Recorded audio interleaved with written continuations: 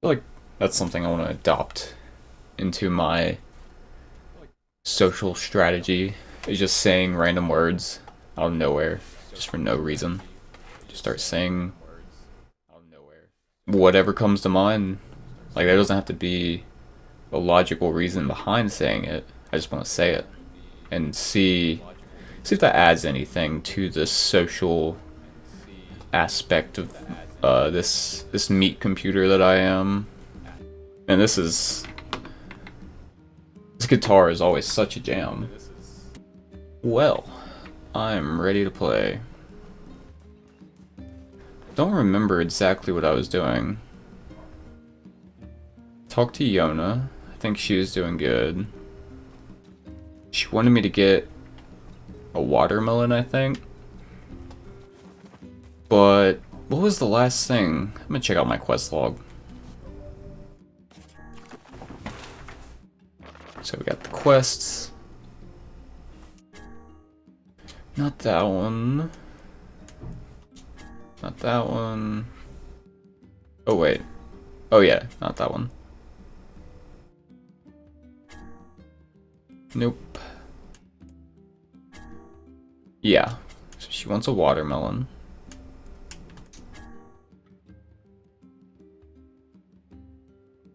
Don't think this is the one it's trying to lead me to. Does it say here, maybe? No? Oh, well, I'm just gonna follow the map. I will trust in the map. Oh, there's a guy here. He wants to talk. Is this the quest I keep failing? I'm so sorry. Yeah, I thought that might happen. Should've bought the guy a nice steel rod or... Oh, no. Okay, well, I guess I'm gonna be forced to do this quest, so I'm gonna do it. Gotta do it at some point, so might as well do it now. Just gotta remember, do not roll. I guess I can't fight anything, or can I fight something? I guess we'll test it out. If I fight something and it breaks, then oh well, I guess. It's gonna be hard not to roll. I love rolling.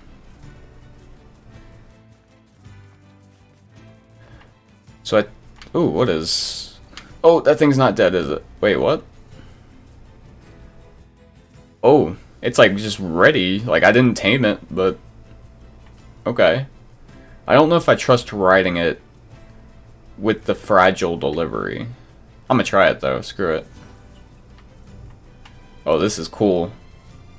This is V cool. Can I go fast?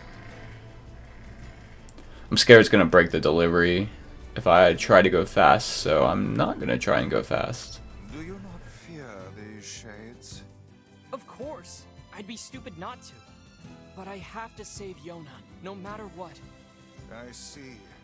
Then I won't try to stop you. You're a pretty good listener for such an old-timer, Vice. Ooh, I should be offended. got him.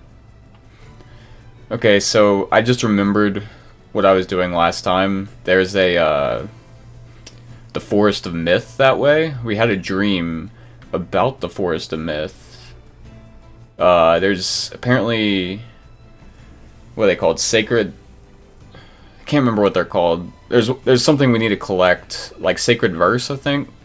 That's what we dreamt about. And it's apparently in the Forest of Myth. And Yona dreamt about it at the same time as me. But I need to go to the Airy first to deliver this package. Sorry, guy, I gotta dismount. You wait here. Oh, please go away, Shades. Go away, go away.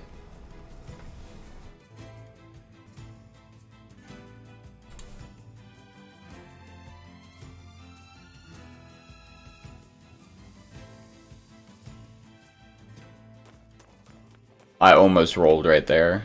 Almost. Is that a bat? I've never seen a bat. I don't think. There's definitely bats here. Please don't attack. Please don't attack. Please stay away. I'm just here to deliver. To make a delivery.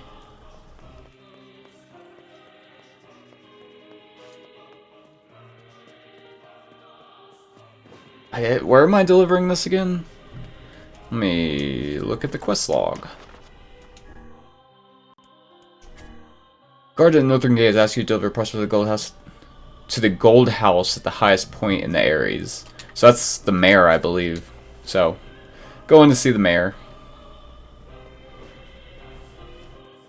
Definitely could have done this earlier if I would have not broken the parcel.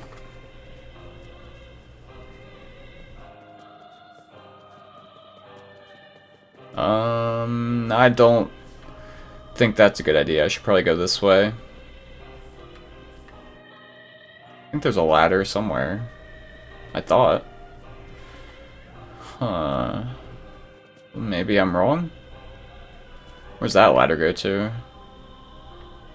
Goes over there. Oh, I guess that's the ladder I need then. Up I go. Don't climb too fast.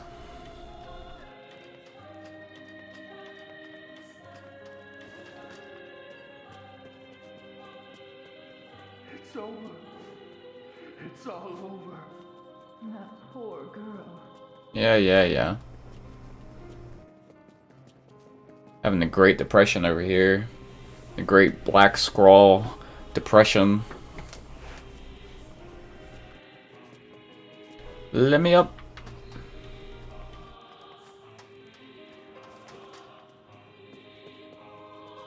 Okay, I have a delivery. Hello? Maybe? Maybe I need to come back. There we go. Hello, sir.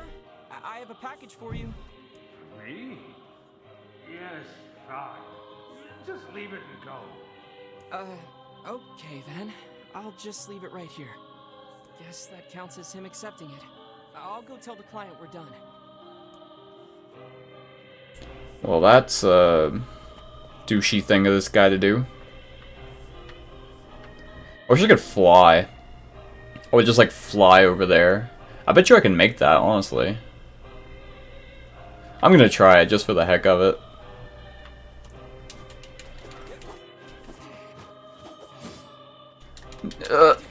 Oh, yep.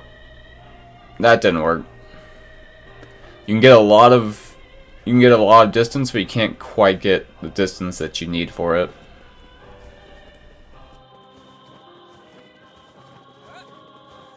I think you can definitely jump from here though. I've done that before.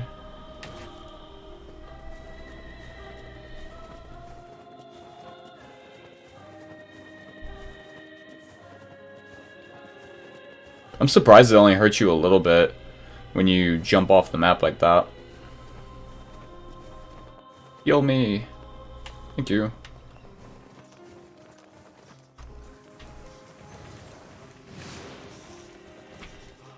Oh, these bats are pretty strong. Got one of them.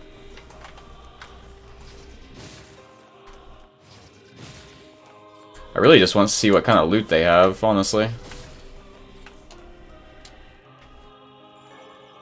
Well, that makes sense.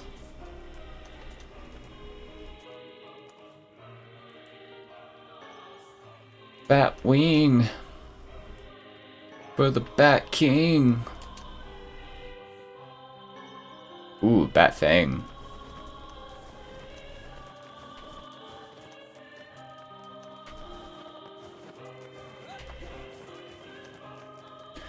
Well, think I am off to the Forest of Myth.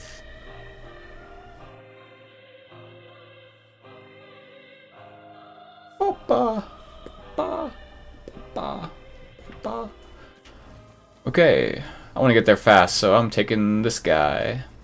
Almost, actually, ooh. Oh my gosh, that is fast. Wow. I wonder if it stays where you put it. So if I like leave it here, will it stay there until I get it? I'd prefer it if it would just appear outside of whatever entrance that you appear at. Excited to see what this forest looks like.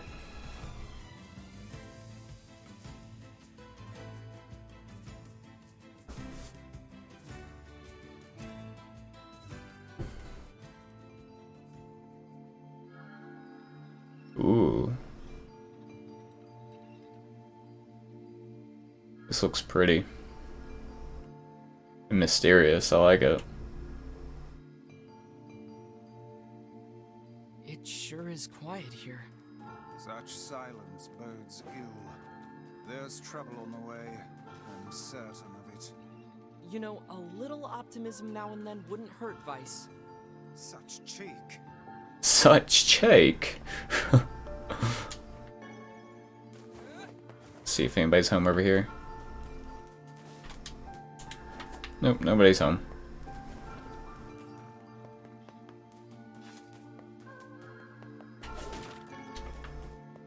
Is this a person? That is a person.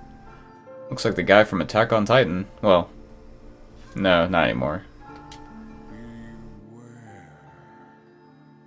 Beware the words. Oh. The words? What do you mean?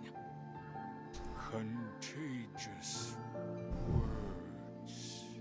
Those who dream. Those who dream? Hold a moment. There is a strange new sensation in my mind. Weiss's voice rose in a quizzical way. It is not quizzical. What's going on? The villager's body shuddered as he slowly opened his eyes. Perhaps we should start by asking this man. Who are you? We heard something happened to this village, so we came to see if we could help. The mayor stared at Shmoji and Weiss. If you can speak to me, I must have caught you in my dream. In your dream? The mayor explained. In the past weeks, a mysterious disease called the Death Dream had spread across the forest of myth. Those who caught it were cursed to fall asleep and live forever within the world of their own dreams. Whoa. I mean, I guess if it's a good dream, but it says Death Dream, so I don't know. I don't know about that. The village mayor had determined the Death Dream was spread from person to person by spoken words, but before he could learn more, the disease took him as well. Weiss stared at the mayor, his mouth twitching slightly. Weiss has a mouth? Now see here. Are you saying that we have been absorbed into your dream? Well, yes. I think you have. In other words, we've caught the Death Dream? Before the mayor could confirm Shmoji's suspicion, Weiss exploded with rage. Ridiculous. Preposterous. Completely unfathomable on every conceivable level. I don't even recall falling asleep. That's just how the Death Dream works. Though polite, the mayor was clearly trying to brush aside the book's remarks. My remarks are not to be brushed aside, fool. The mayor twisted his mouth into an embarrassed grimace, then quickly changed the subject to who Shmoji had seen and what they had discussed since coming to the village. Something there must have caused you to enter my dream. A certain conversation, a specific word, something. Shmoji and Weiss Weiss? Struggle with his name, I swear.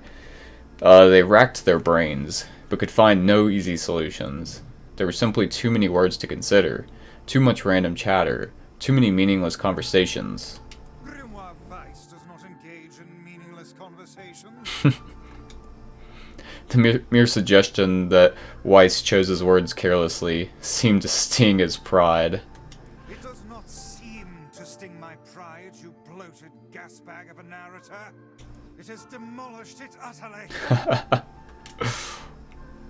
Irritated, Weiss looked skyward, as if searching for answers in the heavens. I was doing no such thing. Just leave me alone already. The anger created by his harsh words bled over to Shmoji like a contagion. My character is about to feel anger? Wait, said Shmoji suddenly. Did someone just say contagion? Yes, I believe so. What of it? Well, that villager told us to watch out for contagious words, right? The mayor leaned forward with renewed interest, pushing a startled Weiss aside in the process. "He must have said something, right?" asked the mayor. "Some specific combination of words? What was it?" "It was about dreaming, or something that dreams, or... Oh, what the hell was it?" "A sheep," cried Weiss suddenly, blurting out the first thing that popped into his head. The others stared at him for a moment before slowly shaking their heads. After a few more minutes of thought, Shmoji's face suddenly lit up. "I remember," he said. "Those who dream. That's what he said. I'm sure of it." At this, the mayor produced a thick sheaf of papers from his pocket. He flipped through them a few times before finally nodding his approval at Shmoji. "That sounds right," he said, as a stray sheet of paper fluttered to the ground. "My notes also mentioned something about that. I bet it was the last thing you heard before you fell asleep." The mayor shook his head, his worn pencil stub tracing lines across a lone piece of paper. "For the last month, I've done nothing but study the disease we call the death dream," he said. "I mean, I'm the mayor, right? It's my job to protect people from whatever comes along. But I never expected a couple of outsiders to start entering people's dreams." The mayor paused, a grimace crossing his face. "I should probably be taking notes or something." Weiss immediately fired back.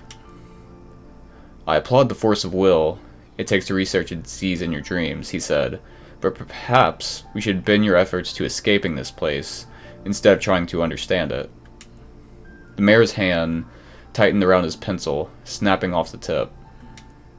"I've tried to escape.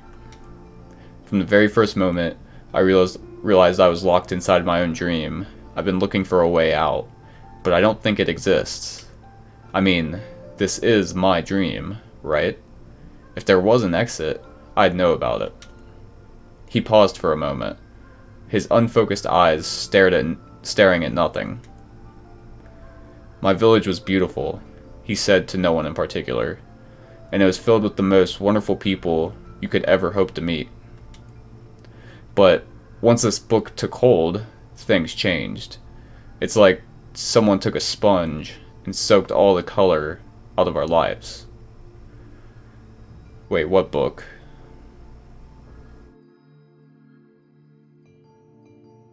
"Wait, what book?"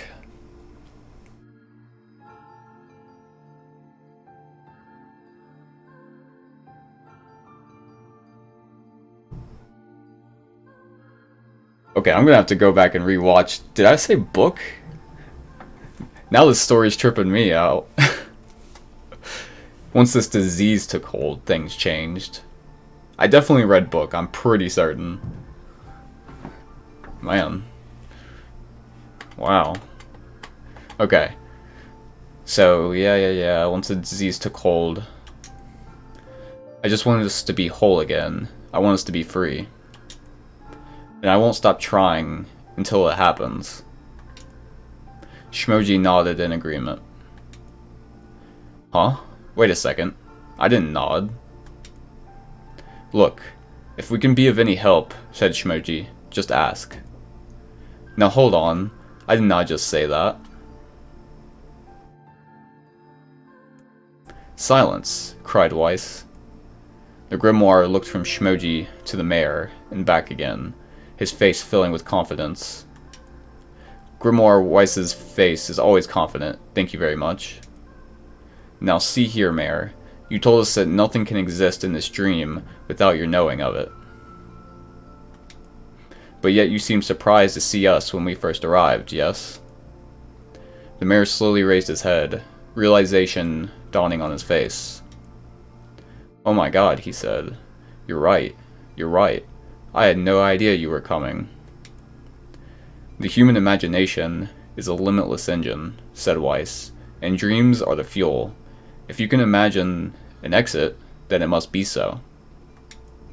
With your permission, we shall search it out." "Thank you," said the mayor. "I don't know how I can repay you." "Payment is not required. We are as eager as you to be done with this place." The mayor suddenly felt as if he could breathe again. He'd almost forgotten what it was like. "Good luck, you two," he called at the departing forms of Shmoji and Weiss. "We're all counting on you." As Shmoji slowly faded into the misty forest, the mayor was struck by a sense of deja vu. "I saw this man once before," he thought. "But where?" Shmoji's mood darkened as he trudged through the forest. Hours earlier, when the beauty of the place was still a new thing, he'd been confident they could get in, find the exit, and be home in time for dinner. But the deeper they went, the more the forest closed in around him. The mist made it difficult to see more than a foot in any direction, and moss-covered rocks seemed determined to twist his ankle. More than once, he'd been forced to steady himself on the rough bark of a tree, and his hands now left small trails of blood on everything he touched. That doesn't sound good. Additionally, Weiss was proving to be a spectacularly poor traveling companion. Unhindered by either terrain or physical effort, he spent most of his time urging Shmoji to pick up the pace and grumbling about their slow progress. Sounds like Weiss for sure. Finally, after Weiss muttered something about legless turtles being more adept at navigating the environment, Shmoji snapped. "Okay, Weiss, cram it for a second, would you? You don't have to walk." Shmoji leaned against a tree and tried to stretch the knots from his back. "How can this stupid forest be so big?" he muttered to himself. The moment the words tumbled from his mouth, a cacophony of insects sprang to life. Every imaginable form of buzz, click, and hiss roared out at a volume that rattled his teeth. Screw that. Shmoji slapped his hands over his ears and screamed to be heard. "Weiss, what's going on?" Shmoji could see Weiss's mouth moving, but he might as well have been shouting in a tornado. The insects screamed, the forest howled, and then, just as Shmoji's ears seemed ready to tear from his head and go running for cover, the sound diminished. Hesitantly, he removed the hand from his left ear and listened to the creatures of the woods. Zree, zree, zree, zree. More insect sounds. Woo woo. What kind of insect makes that sound? As the insect symphony dimmed another decibel, Shmoji began to detect patterns in the sound. This isn't random, he thought. It's not just white noise. It's something else. The insects weren't just calling out. They were asking a question. 1 with it is lacking. 2 with it is ideal. 3 with it is dangerous. What is it? What? 1... What? 1 with it is lacking, 2 with it is ideal, 3 with it is dangerous. What is it? By my pages, is this a riddle? I guess so. I mean, it feels sort of forced, but maybe it's the key to getting out of this place. Then I leave it to you to answer. Huh. Okay, so 1 with it is lacking, 2... I mean, I would say that's a secret for sure. Because, like, a secret's not a secret with only one person, right? Like, a secret isn't realized until there's 2 people that have realized it.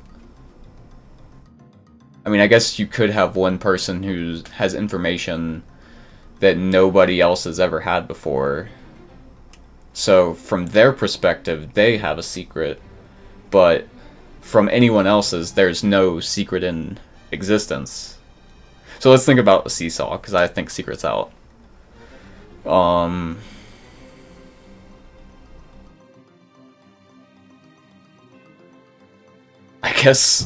guess a seesaw. I mean, 1 is lacking, 2 would be ideal, and 3 would be dangerous if they're underneath it, I guess. I'm gonna say that. Something that's ideal with 2 people, but dangerous with 3. Oh, it's a seesaw. Weiss's mouth flew open, but before he could say anything, the world suddenly shifted. Reen wah. More insect noises. When Shmoji came to, he was once again surrounded by the sounds of insects.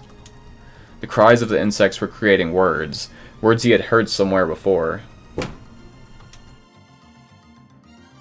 I guess I got it wrong then. Yep. I guess I got it wrong. I guess I'm gonna go with how should I know. I guess it is secret then. Explain it to me then.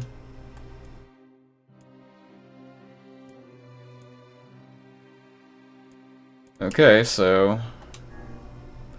Inwardly furious that Weiss left the task to him, Shmoji sighed and gave the only answer that made sense.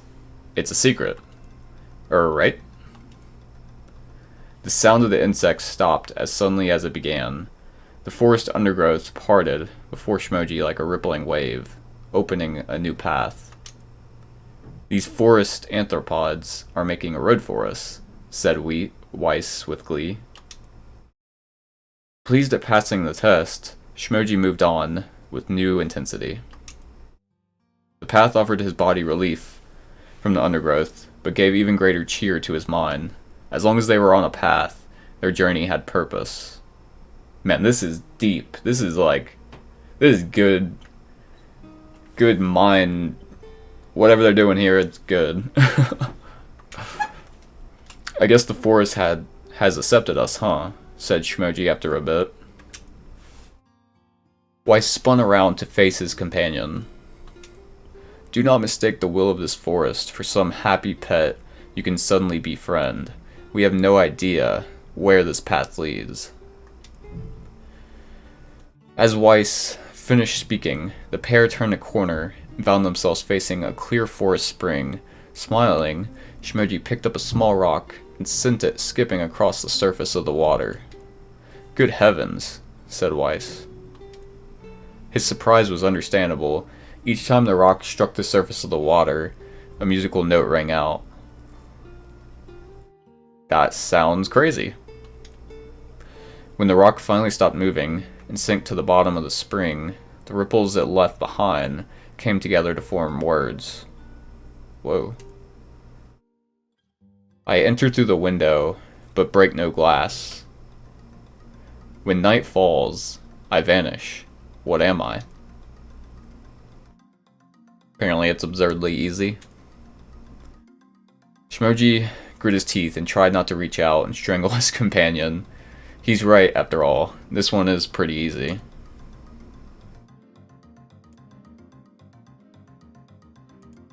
Okay, so... it's not a bird.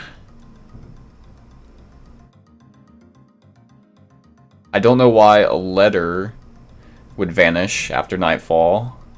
Oh, well, that's obvious. It's sunlight. A plume of water suddenly burst from the spring. Sunlight filtered through the trees and reflected off the plume, creating a shimmering rainbow that spanned the entire horizon. In all my years, said Weiss softly, I've never seen such a sight. Perhaps I have misunderstood the intentions of this place. Hey, look, cried Shmoji, awakening Weiss from his daze. There's a house or something over there.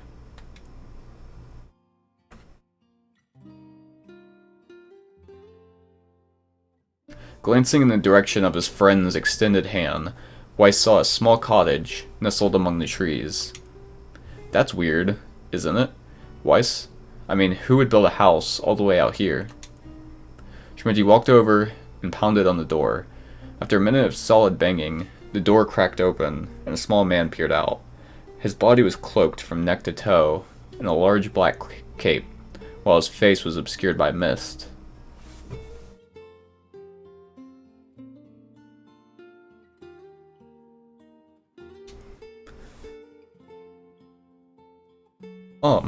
Began Shmoji, but before he could get any further, the cloaked man held a hand up and began speaking. I have 4 legs in the morning, and 2 at noon. But in the night with 3, what am I? Shmoji tried to ask the cloaked man who he was and what he was doing there, but he simply repeated the question. If we wish to engage this man in conversation, said Weiss, it seems we must answer his riddle. Yeah, I suppose, said Shmoji. Well, at least it's an easy one.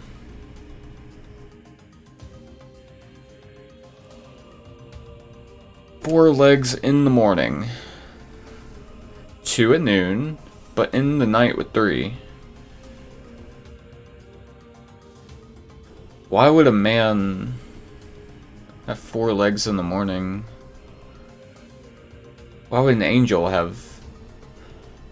I mean, it's got to be a demon. Like, why would an angel or a man have different legs at different times? I don't exactly understand how that could be a thing. So I'm going with demon, I guess.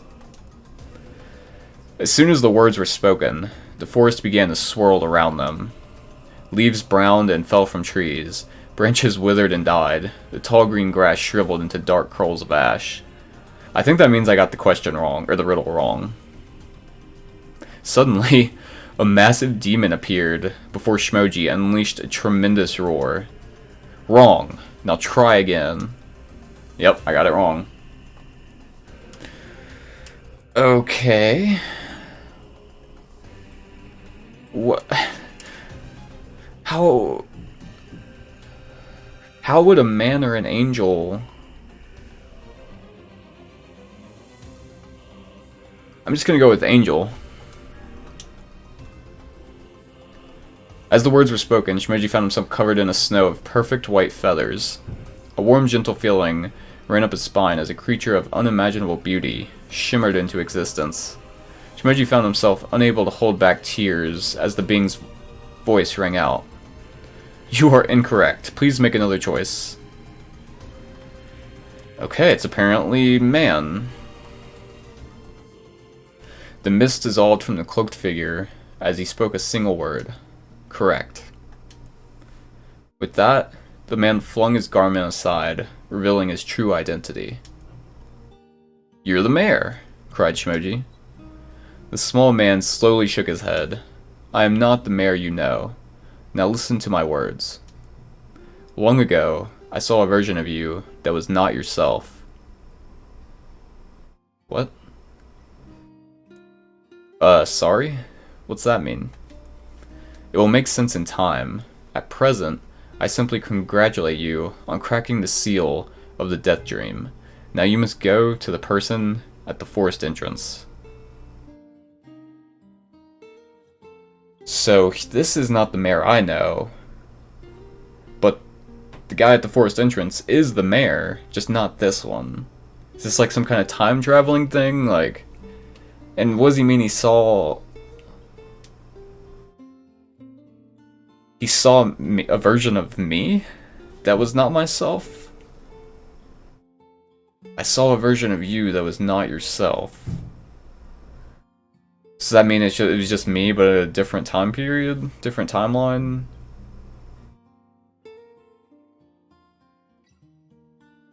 Maybe the mayor is me? I don't think so.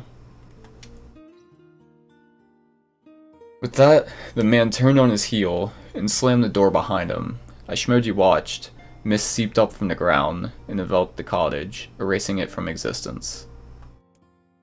When Shmoji and Weiss returned to the forest entrance, they found the mayor leaning against a tree. As soon as he caught sight of the duo, he sprang to his feet and scrambled over to them. Good gravy, he cried. You made it. You actually made it back.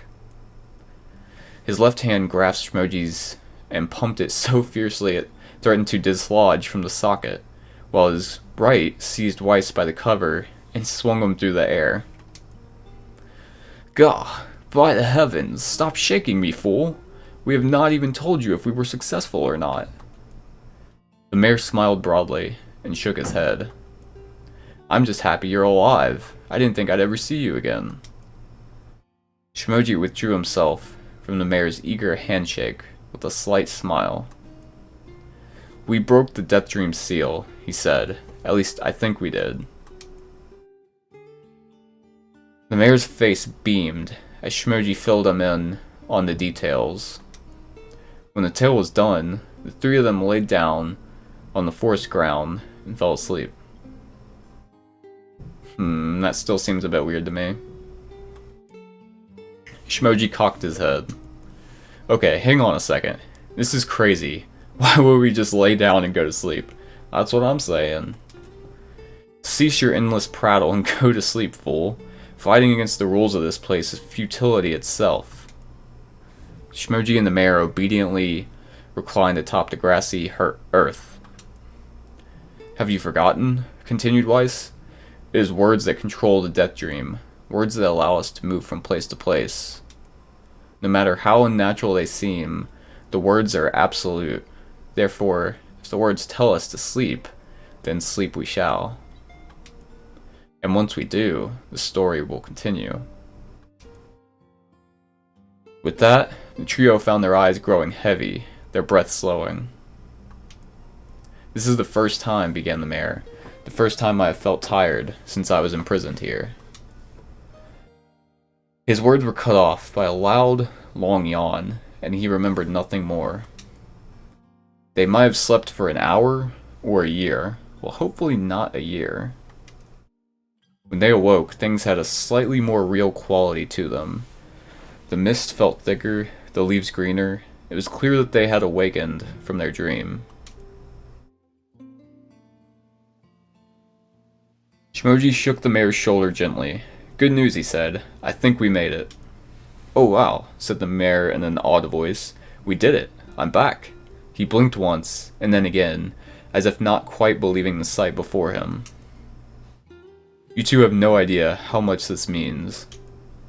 The Death Dream was spreading through our village, and I wanted to... Well, I thought I could figure out how to stop it, but I guess that wasn't the case. I must have caught the disease and become trapped in my own dream." The mayor started to stand, then collapsed back to the earth. He stared at his legs, as if trying to remember how they worked, then glanced at Shmoji and shrugged. Wow, he's really been in that death dream for a long time. Without a word, the young man reached down and pulled the mayor to his feet. "Real life may take some getting used to," said the mayor, as a wry smile crossed his lips. "You shall relearn in short order, I am sure," said Weiss. "For now, you should return to your home and rest." "No," said the mayor, swaying on unsteady feet. "No, I can't. Some of the villagers are still trapped in the Death Dream. I have to save them." The mayor slowly made his way to the divine tree in the center of the village, then bowed his head and prayed silently. "This is a holy tree," he explained when the prayer was finished. "It's the guardian of our village's history and memories." "Superstition will only make our mission harder," muttered Weiss. "We should not put our faith in the gods." The mayor shook his head. "Not the gods, the words.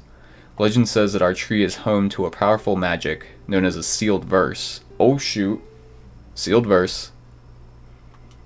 Shmoji and Weiss could not contain their surprise. It seemed a goal had been found in the most unexpected of places. "I say," muttered Weiss, "this is certainly a stroke of luck." As the three of them said their goodbyes, Shmoji mentioned the strange man who had given them the third riddle and the mysterious words he had left them with. "I once saw a version of you that was not yourself," muttered the mayor. "What in the world does that mean?"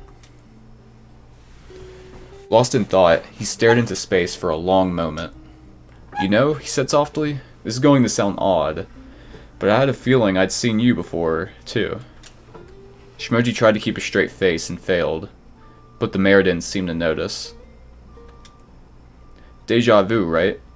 Anyway, I figure it's just some kind of illusion created by the Death Dream.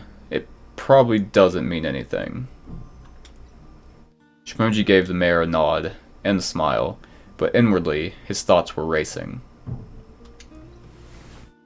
There's something wrong about the mayor and his words. And what exactly is going on here? That riddle would prove to be the most difficult one of all. Oh, thank you so much. Now I can finally return to a normal life. This is one of the most bizarre diseases I have ever encountered. I know. That's why we have to help the other villagers, no matter what. Oh shoot, got a new sealed verse. Dark Execution. Summon magical spikes from the ground to impale enemies. Charge to increase the number of spikes. So do I have to... For a sealed verse, that didn't take much effort. I don't know, it seemed like a lot of effort to me. Yes, all a touch too easy if you ask me. It's almost as if someone was guiding us to this village. True, it did seem that way, didn't it? Don't overthink advice. Do we have to save the villagers, or is he gonna do it? Now I can finally This is one of the I know. That's why we have to help. Guess I'm gonna go explore a little bit more. Physically this time. Last time I was exploring it in a different sort of way.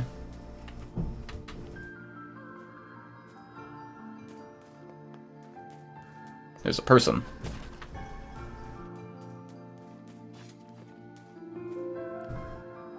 This person must be dreaming too. Oh, they're stuck in dreams. It would appear that way, yes. Oh man, I can enter their dreams. Oh boy. Can't say I'm very excited to go back there. That dream world sort of creeps me out. Yeah, me too. Perhaps you should spend less time complaining and more time getting on with the mission. Yeah. I breathe air scented with death, and resist the urge to laugh, for I know it will sound like the words of a madman. Holy crap, that's deep. How long have I been in this fresh hell? My box, my prison, is tucked beneath a stairway in the long unused catacombs of some infinite castle. Outside, I hear the sounds of a funeral dirge that plays without end. Light has no place here. Wind is a forgotten friend. I pray for death to come, but he forsakes me. Time passes, and eternity slips by in a single tick of the clock. Man, that's so deep, holy shit. Someone knocks on my prison. Anyone there? I hear an unfamiliar voice say. My savior. I claw at the door of my jail, embedding thick splinters under my ragged nails. I scream for help. I laugh, I sob. Surely this is a product of my addled mind. Surely it cannot be true. Help me, I cry. For the love of all the gods, help me. Impossibly, I hear the sound of a lock being torn out and falling to the floor. As the door slowly creaks open, I have just enough time to see a silver-haired boy and a floating book before the light pours inside. My eyes, accustomed to the blackness, explode with pain, and I am forced to turn away. Who are you? I ask, shaking hands covering my face. How have you come to this place? I am Grimoire Weiss. This is Shmoji. Long have we been searching for you. Now come, stand. We shall awaken from this nightmare together. The one known as Shmoji extends his hand and pulls me from the cell. Though my eyes are slow to adjust to freedom, my ears are keen as ever, and they recognize the staccato sounds of heavy rain. I never thought to hear that again, I whisper. Would that this were not such a terrible storm. What the hell is he saying there? Holy crap. Look at your feet. I force my eyes open and see water pooling around my ankles and lapping at my shins. There's so much of it. Yes, and one more comes each moment we delay. If we do not make good our escape, we shall all drown in this castle. We know you are weak, but you are our only hope to survive this place. Time, that long-forgotten friend, made itself known again. I nodded my head and swore to save my rescuers no matter what. Okay, wait a second.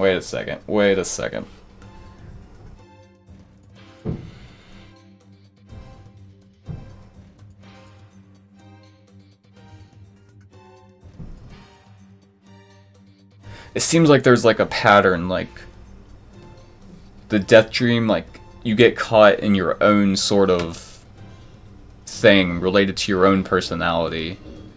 I'm trying to figure out what it was for the mayor. It was like guilt or something? Because there was like the demons and the angels, and then the man. Can't remember what the other riddles were though. So I think the mayor's had something to do with like guilt and not being able to save his people. That's my thought, like right and wrong, not being able to save them, he felt guilty about it. And I think this person, theirs is about time, I guess? There was something said at the very beginning that I forgot about though, that seems important. Continuing on though. The castle catacombs are a maze, twisting upon themselves like the endless entrails of a giant. I squint down the dim corridors and proceed north. It won't let me continue. I guess we're going down the...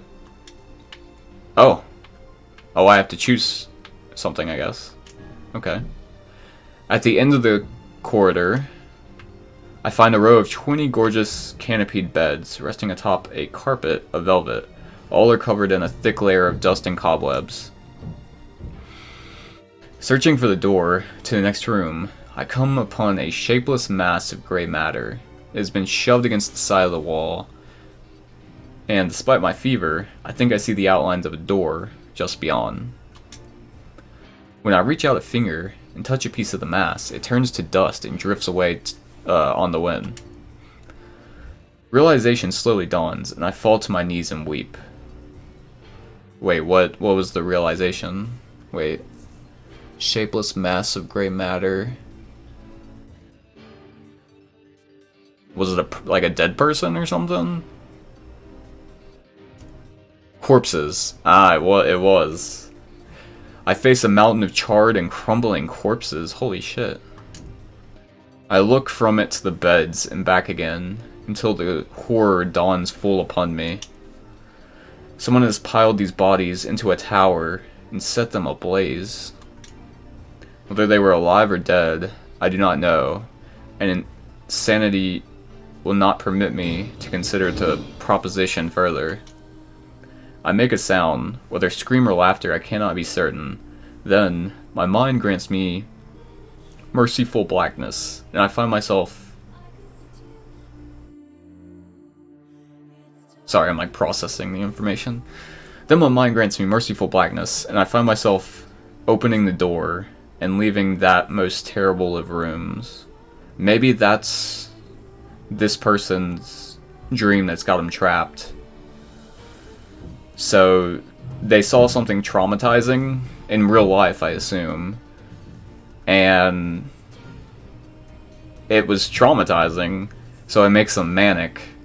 And they notice their own manic episode where they're like, I don't know if I'm going to scream or laugh. So then they just kind of fade away into merciful blackness.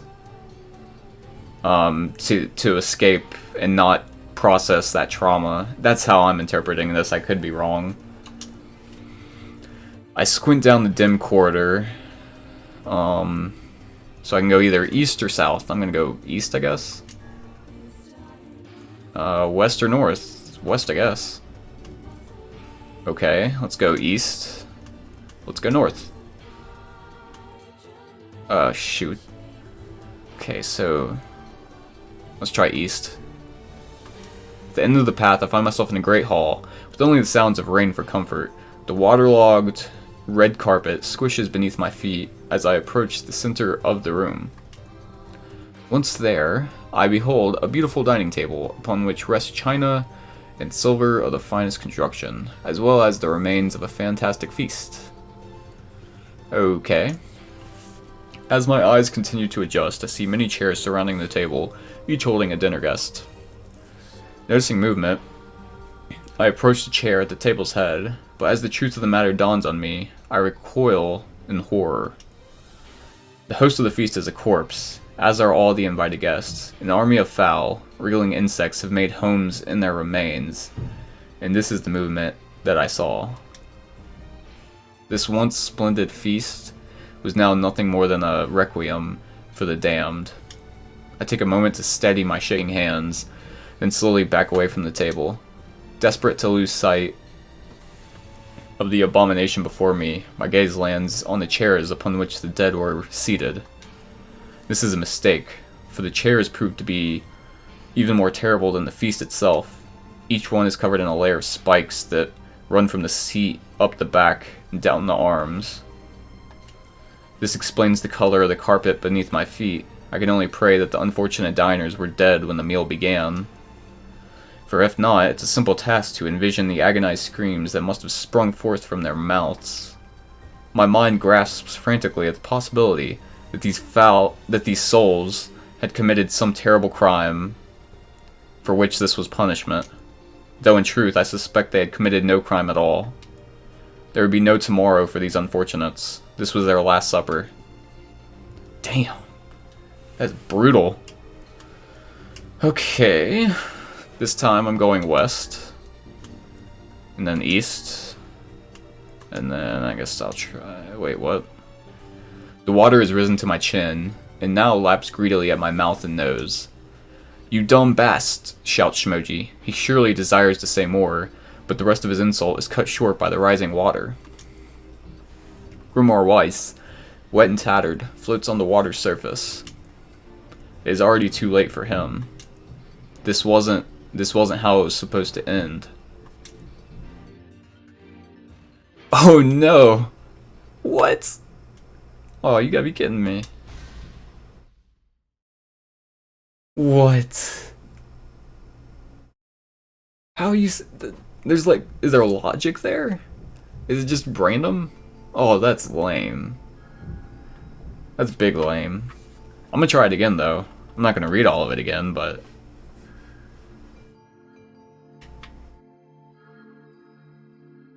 Yeah. The death dream killed me. Man.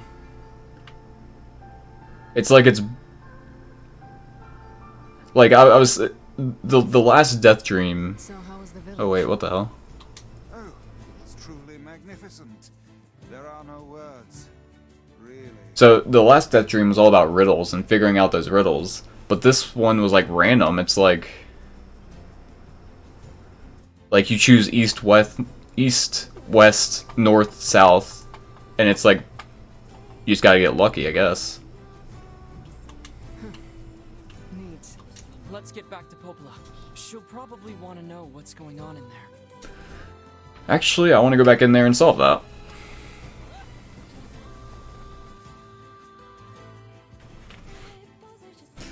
Oh, goodness.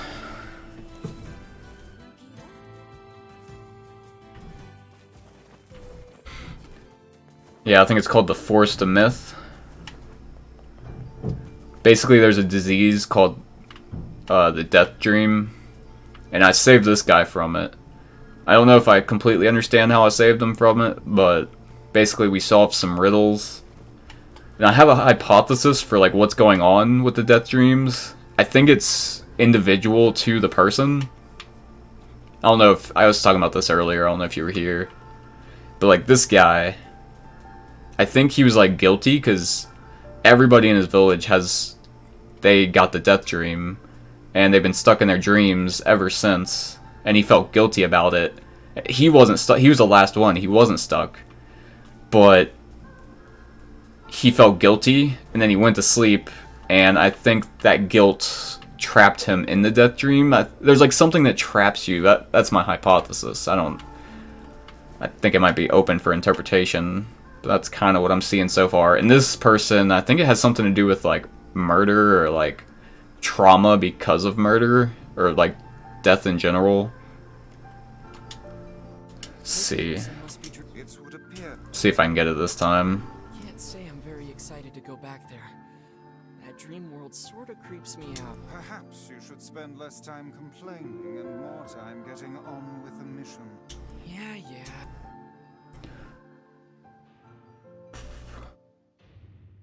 Yeah.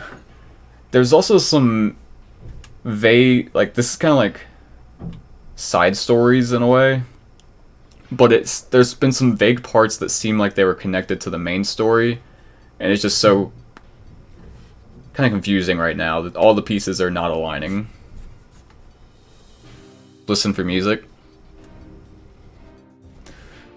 Okay, I've already read all this, so I'm just gonna go back through it. I'm not gonna verbally read it again.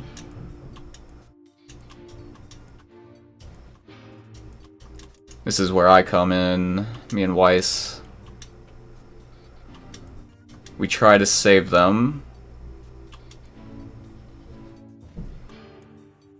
Yup. Okay, yada yada.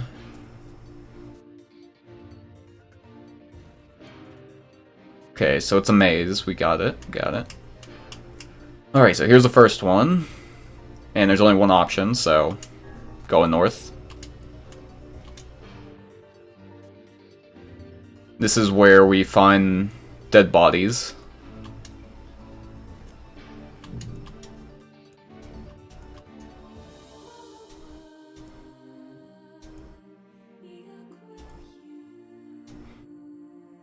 This part's what made me think that the death dreams are related to some kind of like personal thing, is because it seems like this person's like traumatized by some real life situation where they experienced like death or violence or something like that, because they seem traumatized and the traumatized cause them to be like crazy and manic. Right here they're like, I make a sound, whether scream or laughter, I cannot be certain. And then I think they're like, then my mind grants me merciful blackness. Like, their mind, like, forces them to escape from that situation. Alright, so I guess I'm gonna try something different. Last time I did east, this time I'll try south. Okay, so now I only have one option. What happens if I just keep going south and then north? I guess nothing.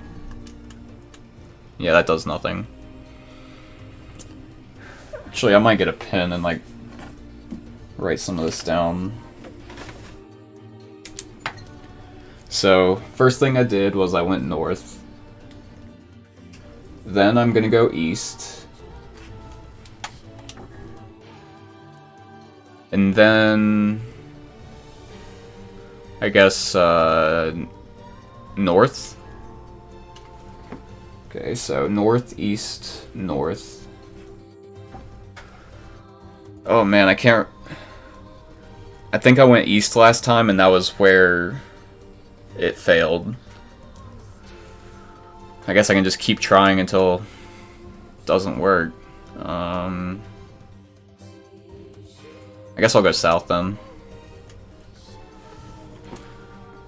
Okay, so north. Actually, I'm gonna use arrows. North, east, north. So that would be like north, east, north. And then do I want to go west or more north?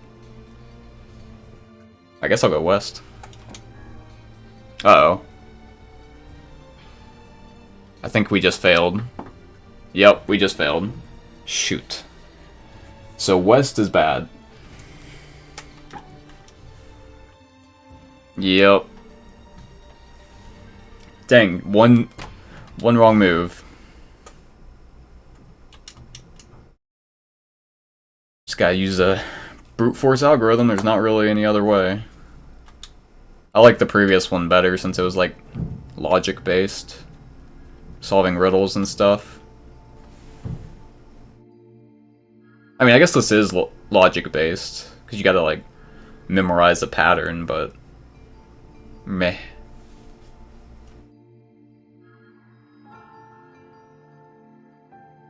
Yeah. Oh, wait, what? I keep doing that. I thought I was going the right way, but I was actually leaving. Whoops.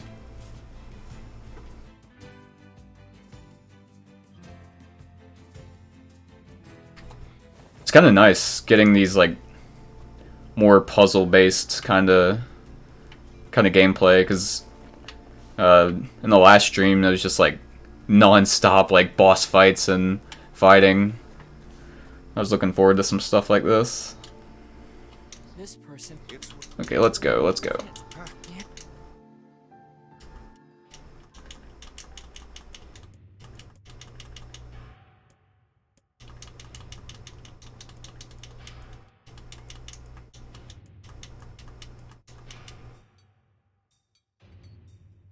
Okay, so north.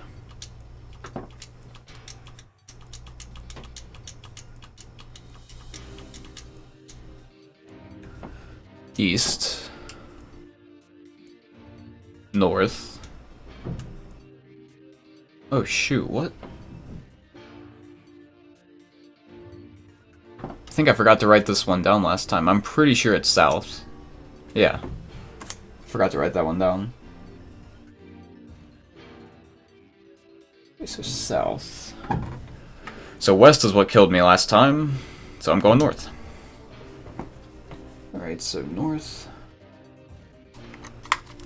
Oh, wait a second.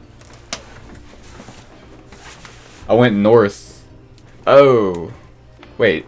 Oh, my brain. So north, east, north.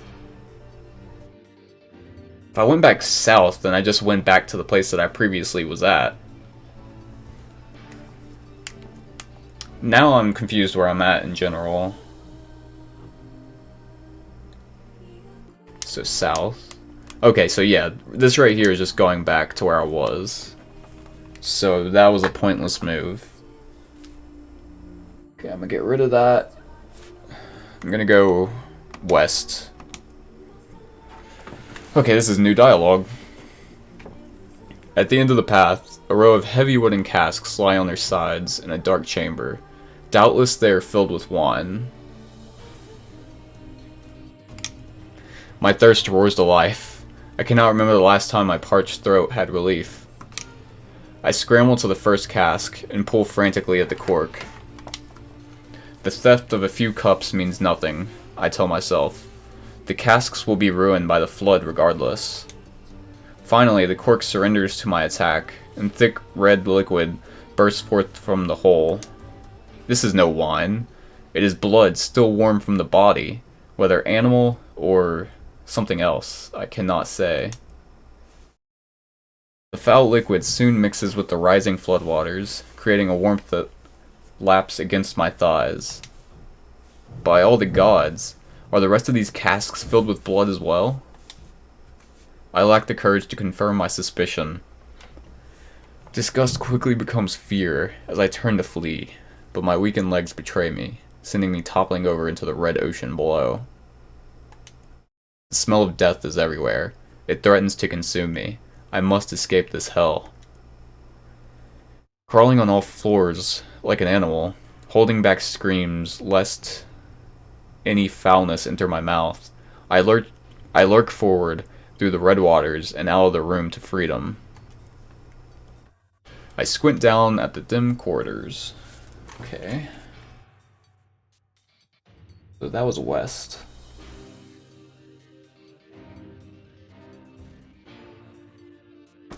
And then there's only one choice here, so obviously it's east.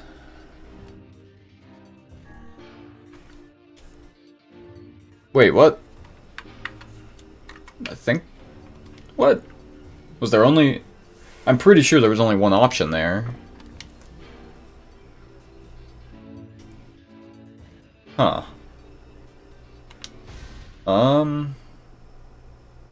Okay. I guess yeah, I guess so. I'm not gonna make this mistake where I run outside the place again. Okay, so that's the wrong way. This is the right way.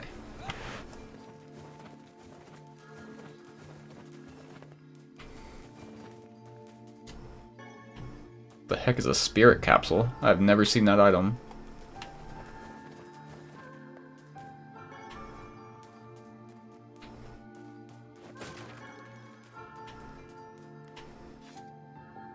This person must be. Can't sit. Yeah. Okay, so yeah, I agree. Not going west.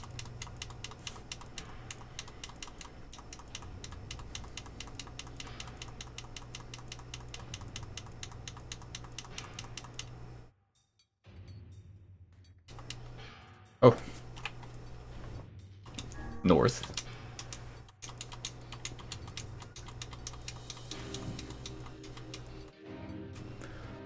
East. North. This is where I guess I'll just go more north then.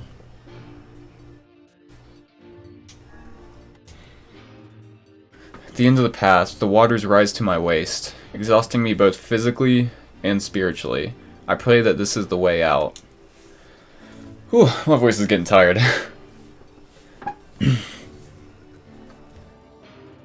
Eventually, I can stand the sight of the waters no longer, and so turn my eyes upward. Imagine my surprise when I see a series of paintings hanging on the faded plaster wall. Each depicts a person in the prime of life, clad in clothing of the highest quality. The styles, however, are strange to me, leading me to believe that these people had lived long, long ago.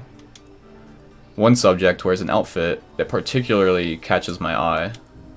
It is constructed of a thin, breezy cloth, and decorated with a motif of flowers and birds, while encircling the figure's waist is a leather belt of the most perfect construction. It is a stunning costume, even by modern standards. As I gaze at the portrait, I am struck by a desire to touch it with my own hands. Yet, as I extend a single finger to the painting, I am gripped by a most unpleasant feeling. Staring closely at the image, I see it bend and warp into the shape of another finger. Something behind the picture is pointing at me. Is it another prisoner? A fellow inmate trapped for eternity in this place? I cannot let it pass, and so I seize the portrait with both hands and throw it into the water. The wall is hollow behind the painting, and inside I can just make out a body. Whether or not this is a prisoner, there would be no rescue. The poor soul is long dead. Scraps of clothing lie on the floor around the bones. Only a small amount of fabric has survived, but it features the same delicate designs that were depicted in the portrait. I've been admiring a row of corpses, blocked from view by portraits of each victim at their pinnacle. Enough! Shielding my eyes, I paddle forward through the water. Whoa. Okay. So that was north, and then we go south. Oh my goodness. There's so many opportunities to fail. So far I went northeast, north, north, south.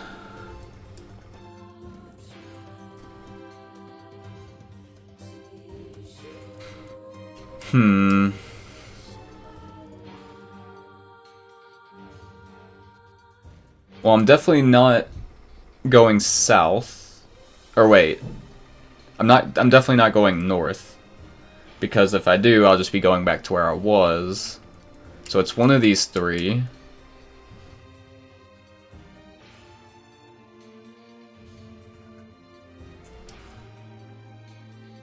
I don't think there's any pattern to it. I think it's just random and you gotta just trial and error like you said. Really don't want to get it wrong though.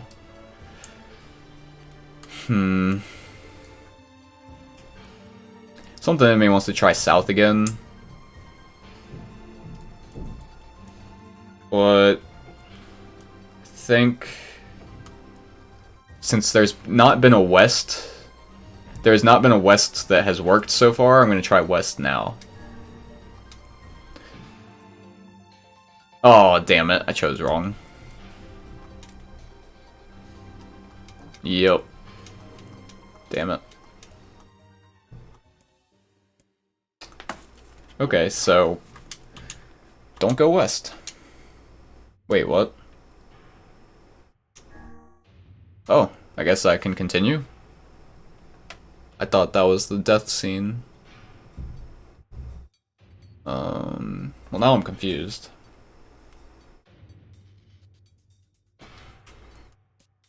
And also, I have no idea what to choose now. Well,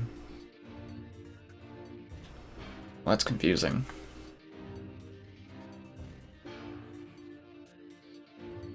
Guess I'm going south.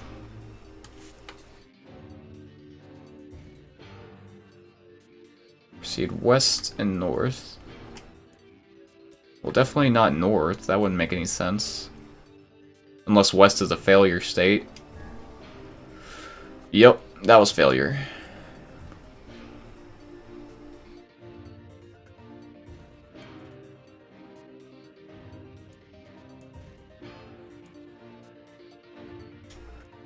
Man, they made this tough.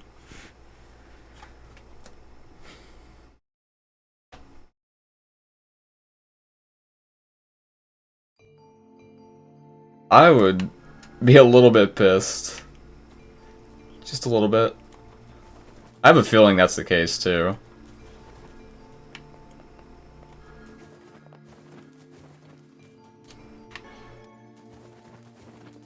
And me being an overthinker definitely doesn't help. This person. Yeah. Perhaps you should spend. Yeah. I'm gonna draw it out spatially. So north, east, north, north. Wait, why did I go south? What the hell? South, and then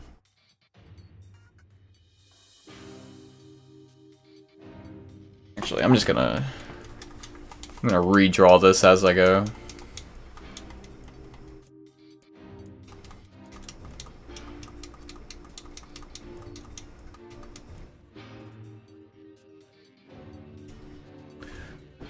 Okay, so north.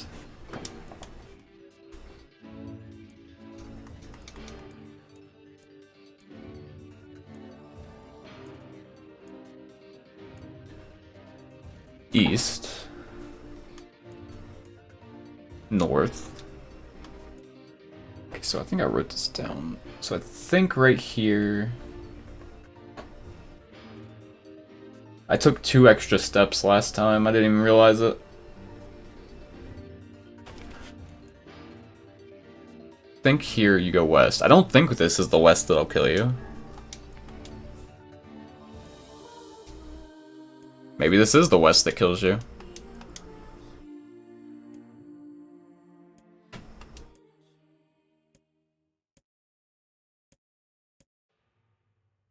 No? Wait, this is different than last time, I swear. Unless I wrote it down wrong. Okay. So west. East.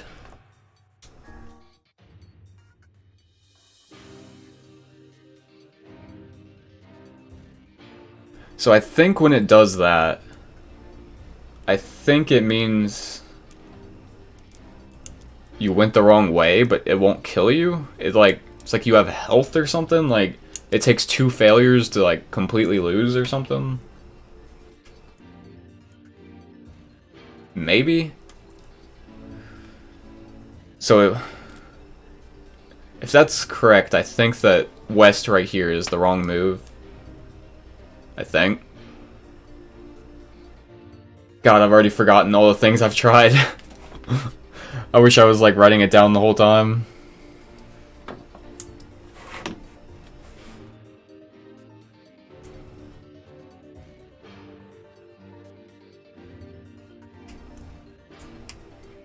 Pretty sure in the very beginning I tried east and south and they both didn't work.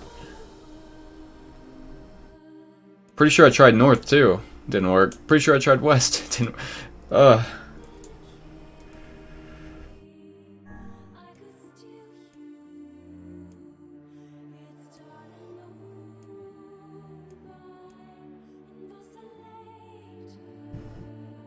So that was north. I've written it down.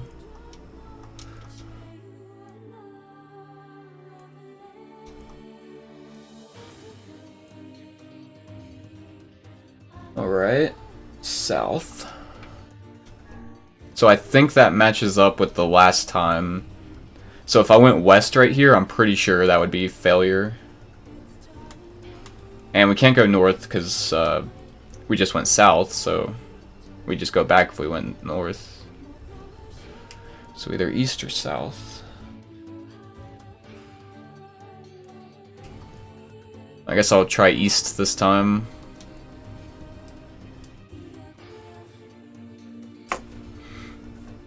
Isn't this the same as earlier? Yes. Yeah, I've already seen this one. This is with the dinner guests, and they were like impaled by spikes.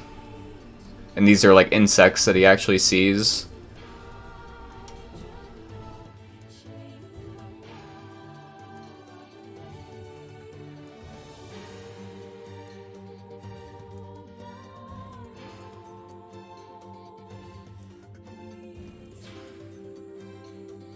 I pressed... that last one I did was east, right? Pretty sure it was east. I did not write it down. And I got such terrible short-term memory.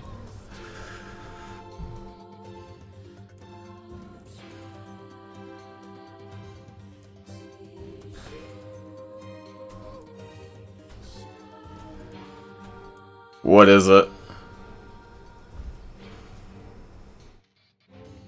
Okay, so west or north?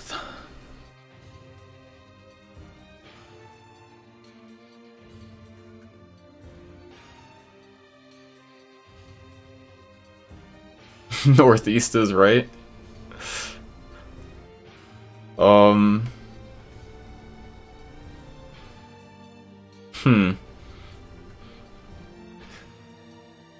remember that. I don't know. Maybe there's something to that.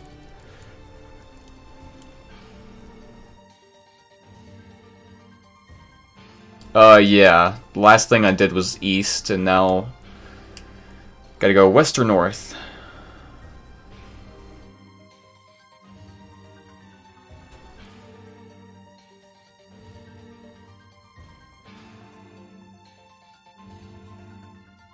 So north, south, east. I guess I'm going north. No. Damn it.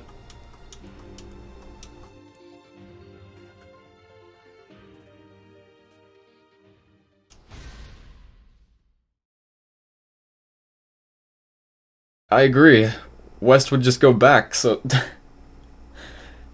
What?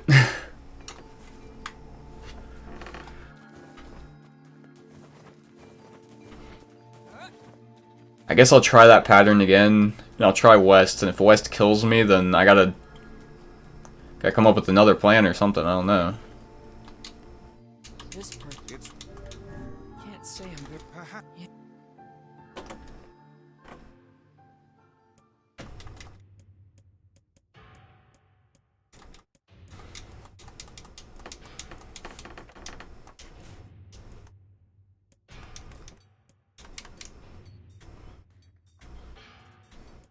Okay. Yeah, that's what I'm saying. Okay, north.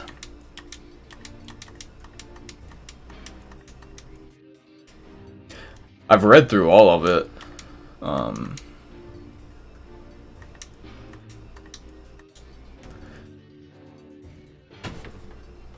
I could write down all the different combinations. Maybe that's a better idea than doing what I've been doing. So I need to... I'm just gonna use the other side of this paper. Okay, so the first one... First one is north.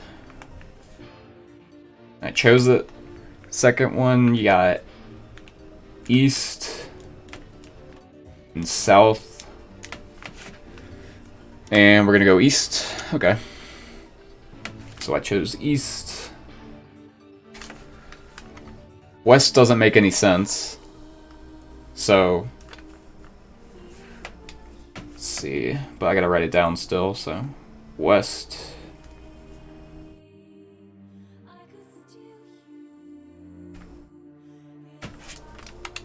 Going north.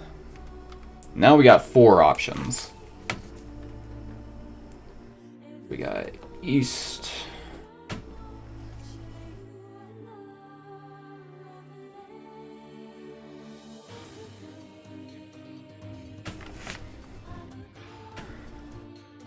So we just went north, so south is out. South is no longer an option. We got east, west, north. So I'm gonna look it back.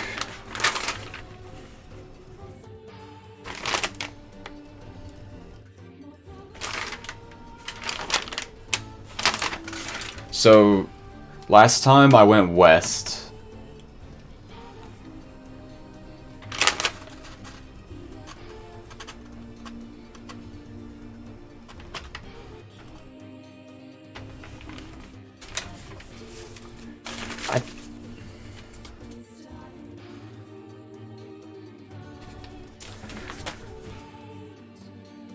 I thought I tried east before, but it's not written on the paper, so maybe I didn't. Yeah, I'm gonna try east. Okay, so this is the one with the dining table.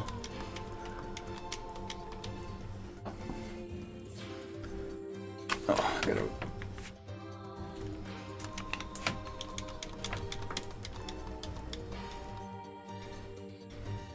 Ooh, I almost accidentally chose one. So, west shouldn't be the option here, you would think.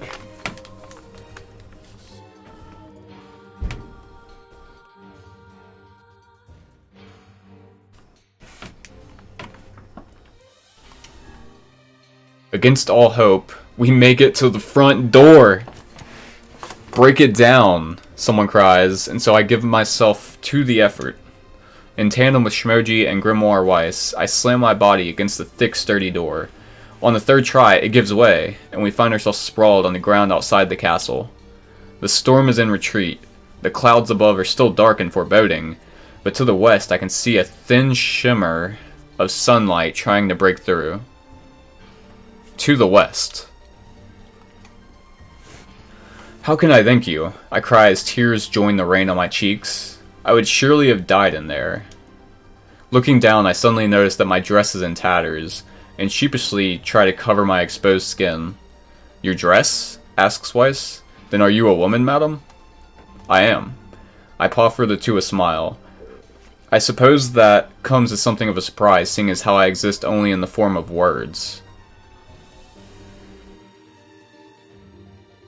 I suppose that comes as something of a surprise, seeing as how I exist only in the form of words. These things are so trippy. Sounds like a trap. Sounds like something trippy. Oh, you're saying that west sounds like a trap. Ah. I can see that I can see that the one known as Shmoji is disappointed that the torn dress will be given no further description, but he hides it well. The heck does that mean? With a nod and a shrug, the three of us set forth to our awakening. But behind us, an awakening of another kind is taking place. Black smoke fills the abandoned castle, Okay, so it said behind us. An awakening of another kind is taking place. We set forth to our awakening, but behind us, an awakening of another kind. Okay, and behind us, okay.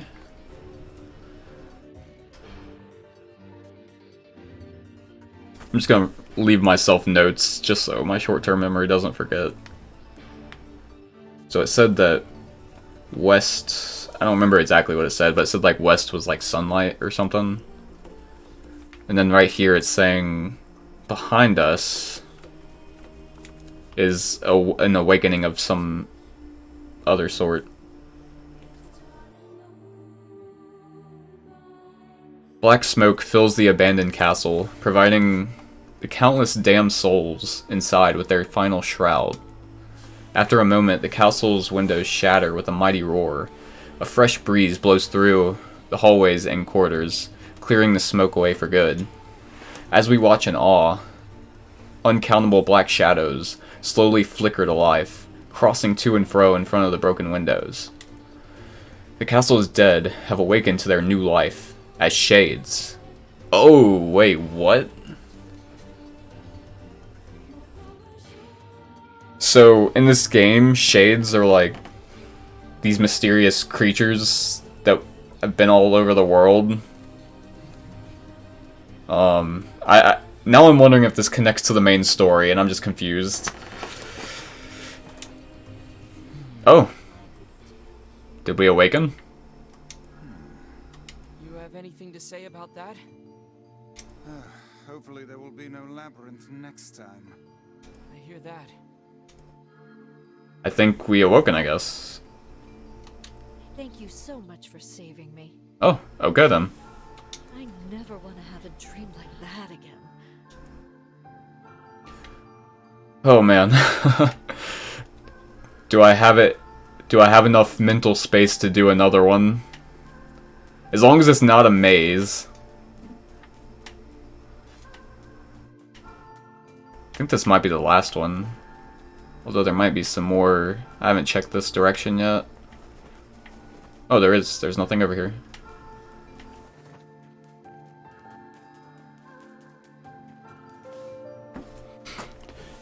It was northeast, northeast, north.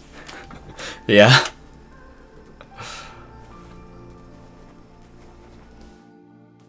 Is that... I mean... That might be them, like, using NieR, like, the first two letters. Maybe that was, like, something you're supposed to catch on to or something. And another victim. This work certainly is trying. Alright.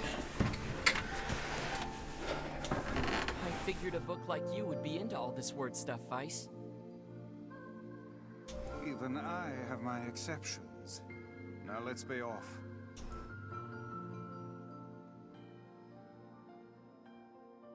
Actually, I'm gonna drink some water before I...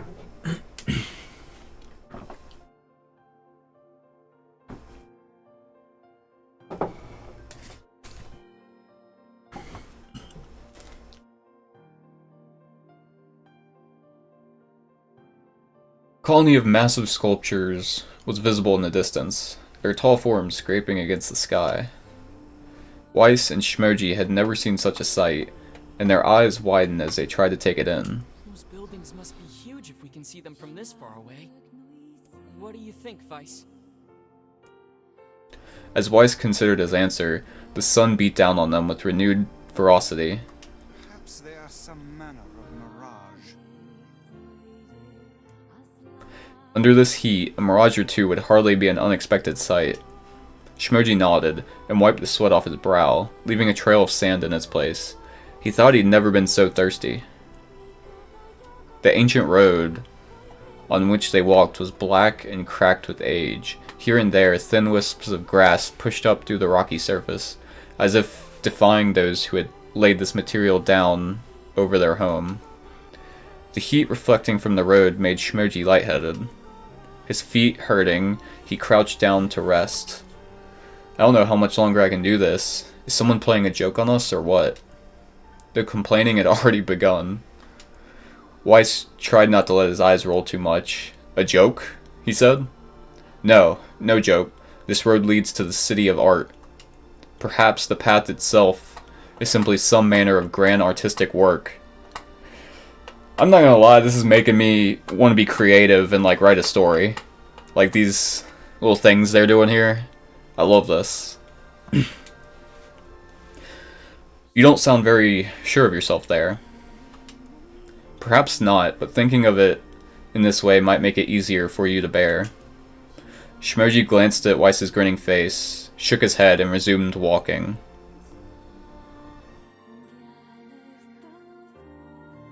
That's an interesting sentence. Or 2 sentences. Thinking of it this way might make it easier for you to bear.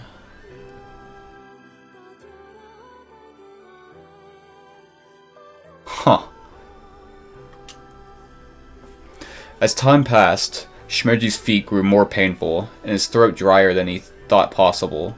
He tried not to look further than the next step ahead, because the bright sunlight made him hesitant to trust his own senses.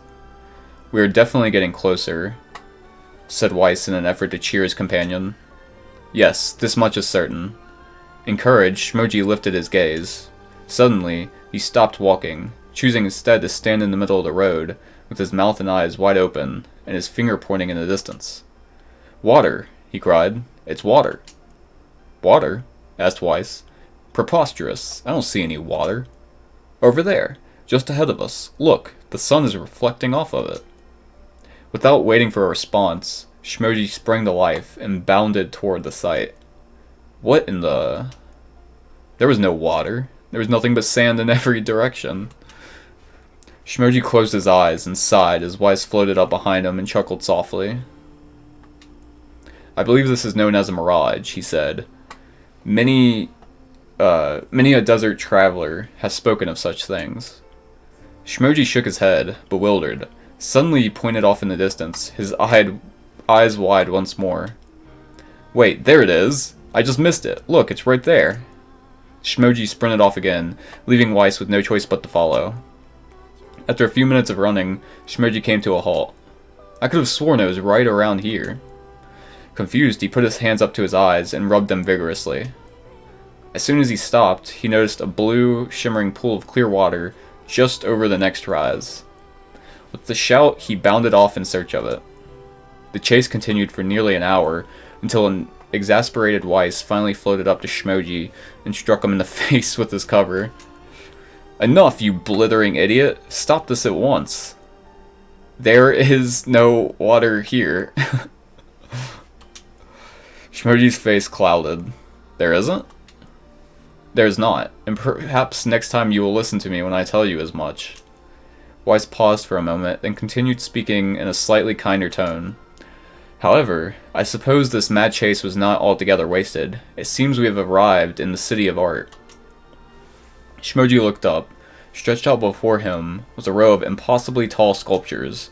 Their journey was at an end. "They're huge!" cried Shmoji, completely forgetting the heat and pain of the past few hours. "I've never seen anything so big." Each sculpture was formed from roughly the same shape, a tall rectangle that stretched up towards the sky, but that is where the similarities ended. Most were covered with panes of glass that reflected light in 1,000 directions, while others seemed to be nothing but frames of steel.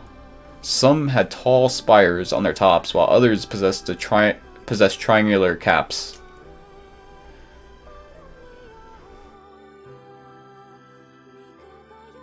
For narrating creepypastas? Interesting. I do not like my voice for 2 reasons. The main one being that I have some sort of thing where talking tends to hurt my voice. I've gotten a little bit better where I can like kind of relax the muscles and it doesn't hurt quite as much. But I definitely need speech therapy for sure, because every single time I talk it hurts my throat. But I will remember that. "What kind of city is this?" said Shmoji. "Where are the people? Where are the houses?" Perhaps the land is intended exclusively for artistic use. The debate continued as they made their way through the city. Miracles of artistry... I said that really weird. Miracles of artistry were everywhere. Great iron crates with wheels sat silent on steel rails. Beautifully carved works with lights of red, amber, and green dangled over every street. I don't know if any of this information is important. Great iron crates. Beautifully carved works with light of red, amber, and green. What the heck does that even mean? Like, artworks? As they moved away from the massive sculptures, they found a great array of smaller ones. Some were covered in glass or brick, but many were composed of materials they had never before encountered. The sheer variety of colors and styles was staggering. Unable to find a theme or purpose to the abstract works around them, Shmoji and Weiss eventually fell silent. On the outskirts of the city, they discovered 3 sculptures in the shape of humans. Shmoji uttered a sigh of relief as he approached them. Finally, I was getting tired of modern art. The 3 statues were indistinguishable except for a single word chiseled into their right arms. One read Alpha, one read Beta, and the final one read Gamma. That sounds like that might be important to remember. So it's in their right arms. As Shmoji moved to touch the nearest statue, a bird flew from the top of one of the sculptures. Alighting on the statue's shoulder, it emitted a brief, beautiful song that took the form of words. Only one form is real, the others are false. The real form will always speak the truth.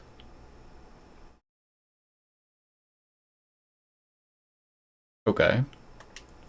The false ones will only speak lies. With that, the bird departed. As if on cue, the 3 statues shuddered to life, acquiring color and form as they began to breathe. "Hey, look at that," said Shmoji. "They're alive." The triplets bowed low before Shmoji. "Please," said Alpha, "you have to get me out of this nightmare. I am real." "Stop lying," said Beta. He turned to Shmoji and threw his hands in the air.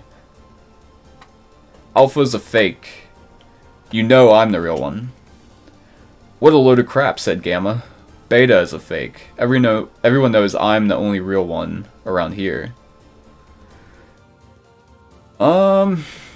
Okay, Gamma. I don't know about you.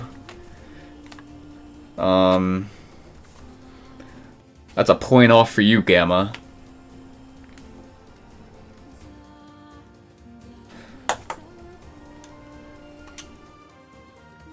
Hold on, actually I'm gonna reread the other ones too.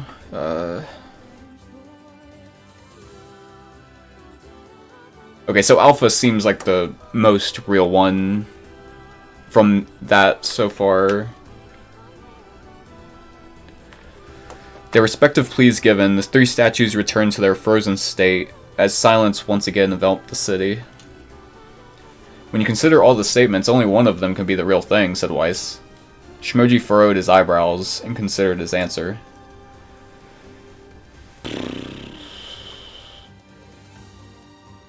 "Well, I would say the real one is Alpha." The eyes of the statue shone with an eerie light. The light grew stronger and stronger until Shmoji and Weiss were forced to turn away. Ah, I think I got it.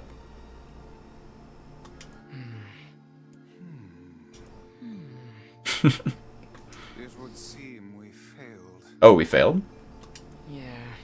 We'd best act more carefully next time. What? This is the worst job ever.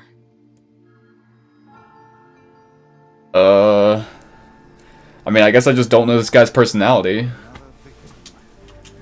I figured a book like Even I don't know, Alpha seemed like the only one that was not lying.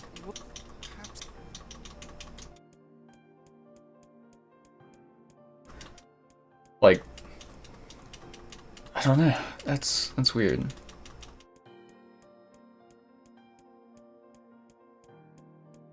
There's a lot of text in this one. I like the theme of like art in this little dialogue here. I think the story is of itself art. That's kind of the perspective I was taking it as. It was getting like real meta.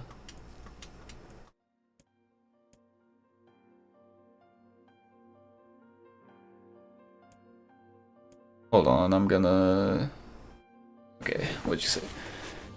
If alpha isn't real, and beta said alpha wasn't real, does that make beta real? That's a good point. So, I'm gonna read it again though. So, at first, my perspective was just like alpha, he's like, you gotta get me out of this nightmare, I am real. So that just seemed real to me. And then beta's like, alpha's a fake, you know I'm the real one. And that just seemed like, how would I know? Like, I don't even know who you are. So it's like, obviously it's not that one. And then Gamma's like, pretty much does the same thing. It's like, everyone knows I'm the real one, but no. Honestly, I think what you said might be the case.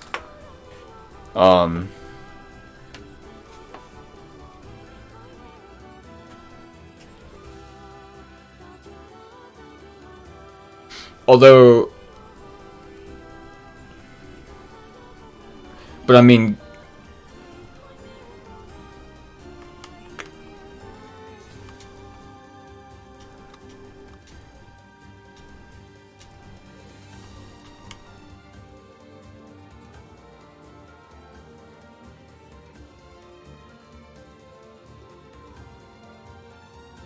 Yeah, because that's the only option that we know for sure. We know for sure that alpha is fake. So if beta says that, then beta is right. Beta may not... I guess the only way... Beta may not know they're right, and they may be lying, and they got it right through lying. But I agree. I agree with that one. Though shmoji's voice betrayed a notable lack of confidence, he was relieved to see Weiss nodding at him. If Alpha were telling the truth, began Weiss in the dry tone of a lecturer, Beta and Gamma would be fakes, but in that case, Gamma's claim that Beta is fake would be the truth.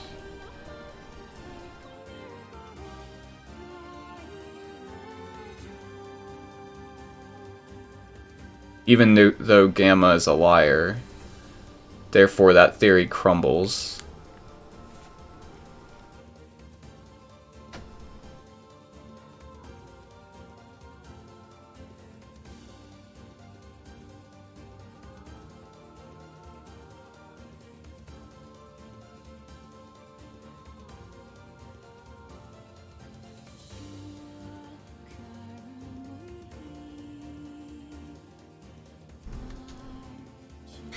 Now let's presume that Gamma spoke the truth.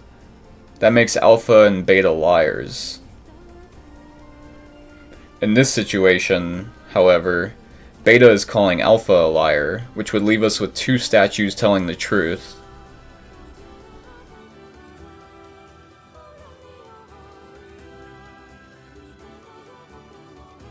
Thank you. Have a nice night. Or day. Thanks for hanging out. Nice beard. Beta's calling Alpha a liar. Yeah, I'm probably gonna sit here and process this, to be honest.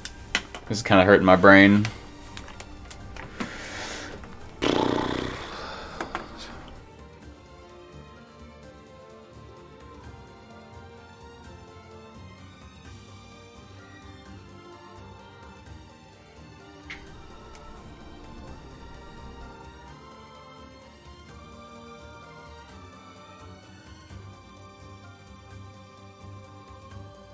Beta's calling Alpha a liar.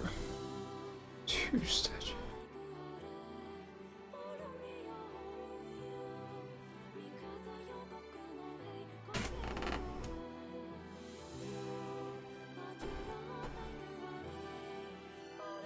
How would that make...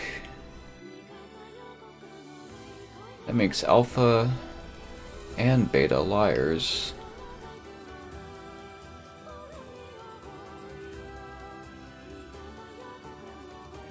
Beta is calling alpha a liar. Should leave us with 2 statues telling the truth.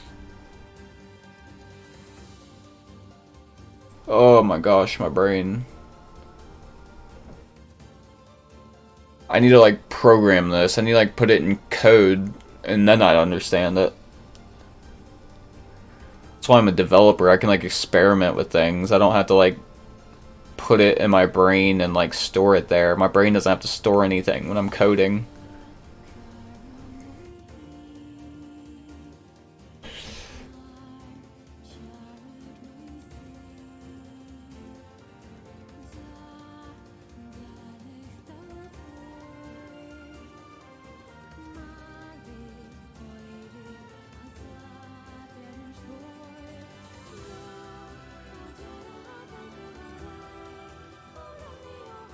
So 2 statues are telling the truth, it says.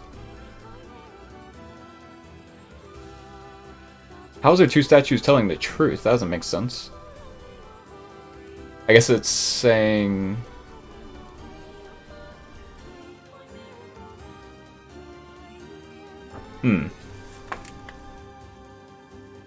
Finally, let's assume that beta is telling the truth. If so, alpha and gamma's lies would make sense. Therefore, beta must be real.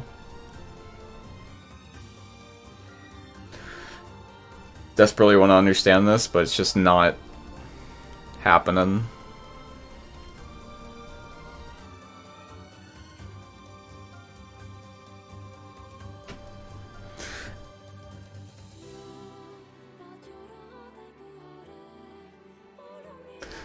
I'm gonna restart this whole process of understanding this. So if alpha were telling the truth, so if he was telling the truth, then beta gamma would be fakes. But in that case, gamma's claim that beta is fake would be the truth. Why would his claim that beta is fake would be the truth? Why would that be? Oh, it would be, even though gamma is a liar. Therefore, that theory crumbles. Oh.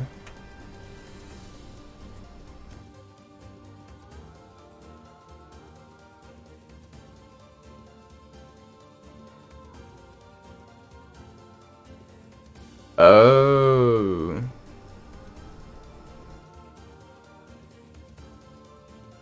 That theory crumbles.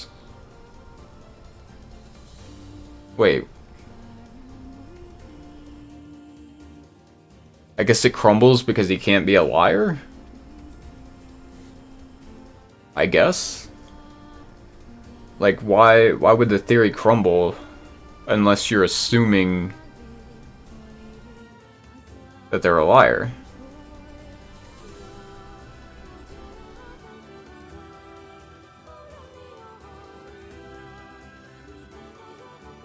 So I guess lying is inherent. So 2 are lying. 2 are lying and 1 isn't. I guess that's the issue with my understanding, was I was treating it as fakes and not fakes. But if you're assuming that 1 is not lying and the rest are, then that makes sense. Because alpha is telling the truth. Gamma's claim that beta is fake would be the truth, even though they're a liar. Their claim that beta is fake would be the truth, even though... Oh my god, my brain.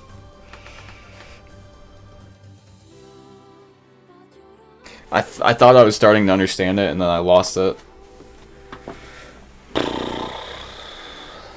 So Gamma claimed that beta is fake.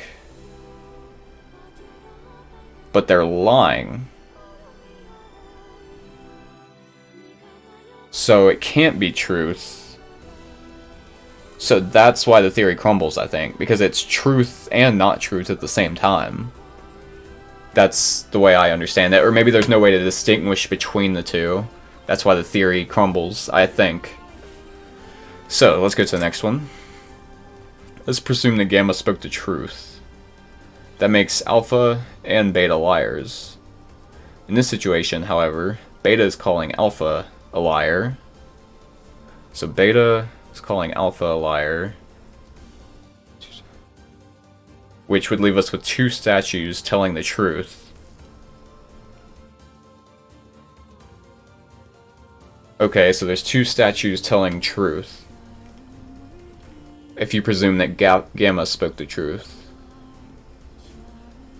Finally, let us assume that Beta is telling the truth. If so, Alpha and Gamma's lies would make sense. Therefore, Beta must be real?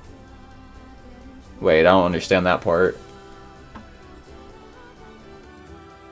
Okay, so...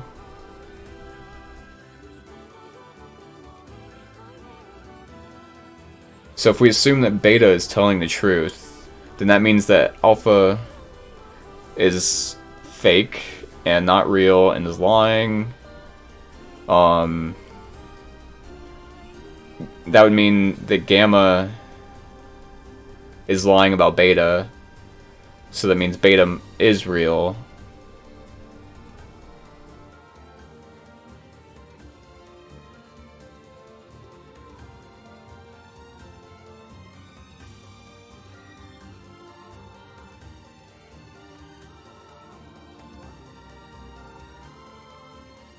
I don't know, there's something about this that just, I don't know.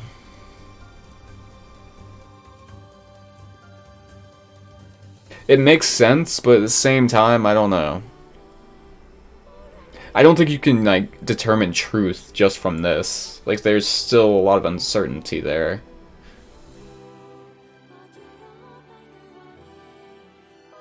Beta's calling Alpha a liar. Let me go over this one again. Gamma spoke the truth. That makes Alpha and Beta liars. This is true, and Beta's calling Alpha a liar.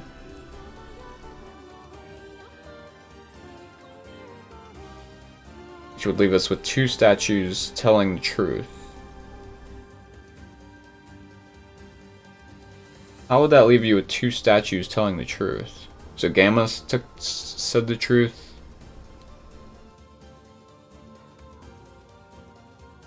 But if Beta is calling Alpha a liar, but they are a liar, then that means Alpha is not a liar.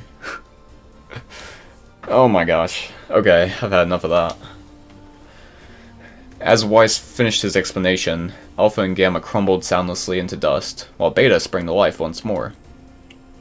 "Congratulations, villager," said Weiss in a cheerful voice. "The time to awaken has arrived." "Thank you for saving me," cried the villager.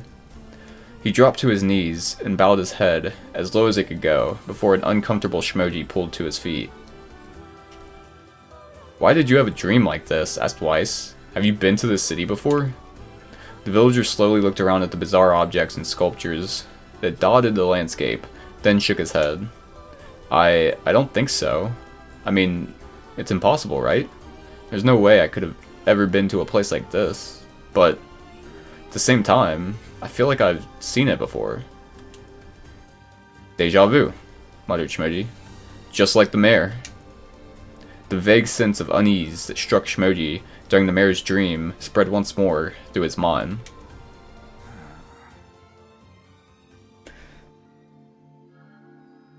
So, deja vu.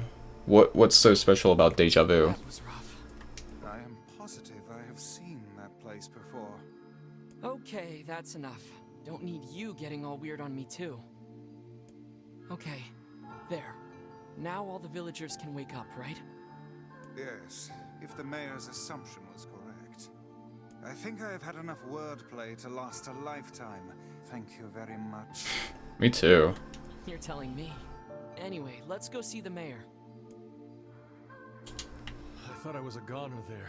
Thanks for the help. What a strange dream. It almost felt familiar somehow. Deja vu.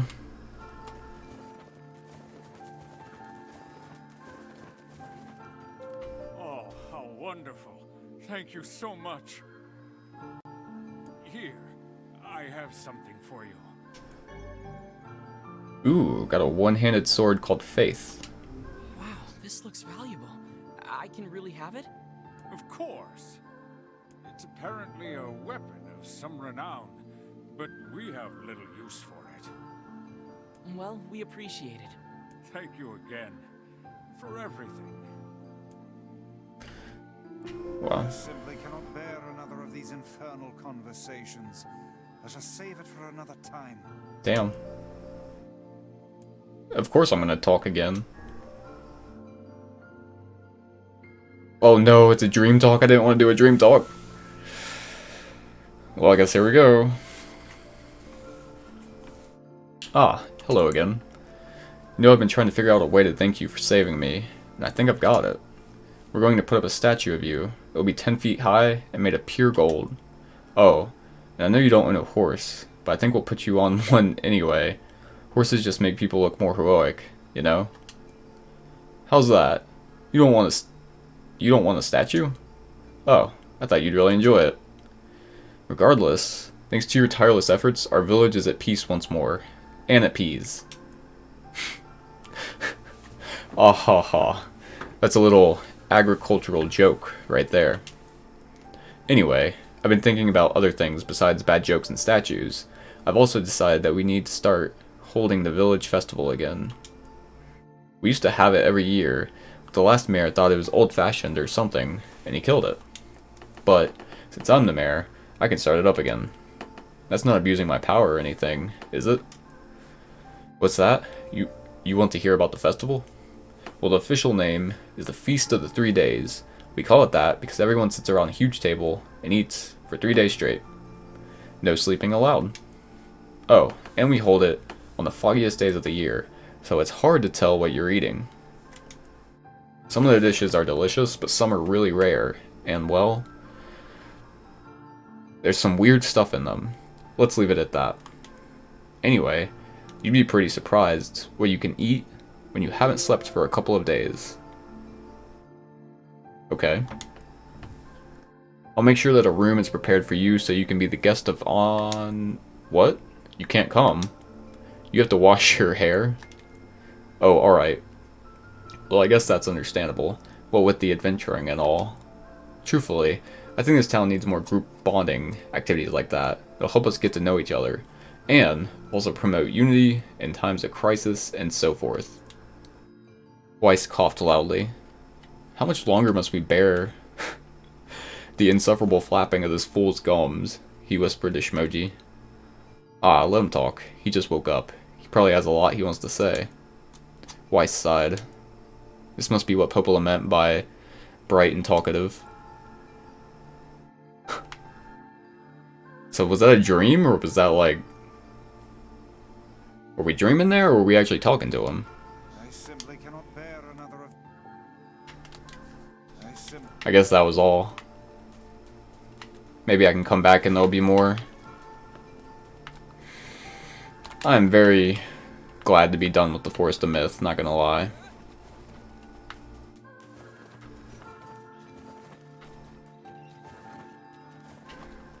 Gonna report my findings back to the village.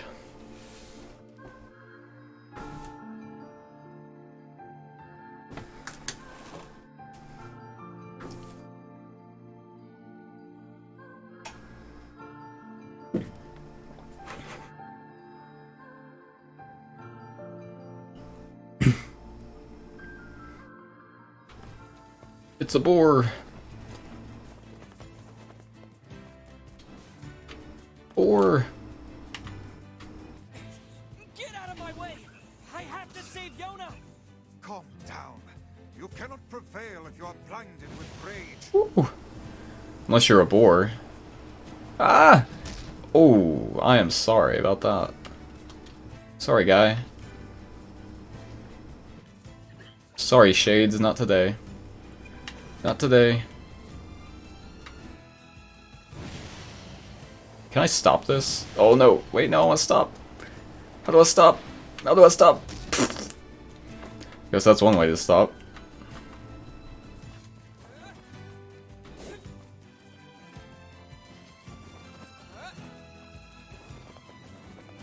Yay, we are back to the village. Man, my brain is hurting from those puzzles.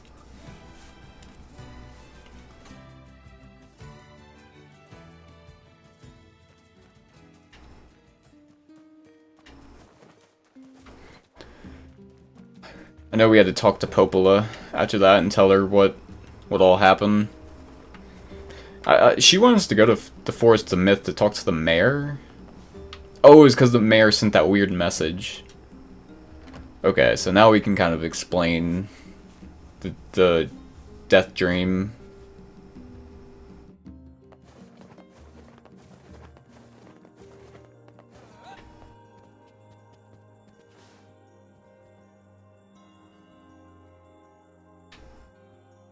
The death dream certainly is a strange illness. Yeah, it was something all right. Even I, with my natural love for words, have no desire to visit that place ever again. You guys did well. You've been making a lot of long trips lately. Are you sure you're not pushing yourself too hard? Not at all. I'm okay. I can't just sit around all day while Yona's sick after all. Exactly. If you say so. So, anything I can do for you? Well, I suppose there is one thing I could use a hand with. Have you heard about our plans to repair the canal? I have heard a little bit. The work probably won't happen for a while, but once it's done, we can use the canal for trade and travel and all kinds of useful things.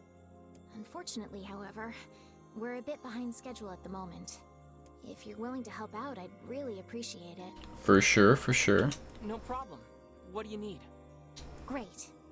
So, the man I originally asked to help on this project hasn't shown up for work in a few days. I'm starting to get a little worried. So, maybe you can head over to Seafront and check up on him? Oh, I need to go to Seafront anyway. I'll mark the location of his house on your map. He always carries a red bag over his shoulder, so he should be easy enough to find. Red bag over the shoulder, that seems easy enough. Got it. Anything else? The person I asked to help with the canal repairs should be in... Okie dokie. I'll probably do that next time, but I still have a few things I would like to do. Like, I need to look at those 2 swords I got, 2 one-handed swords. I also have, I think, 1 or 2 quests I need to turn in.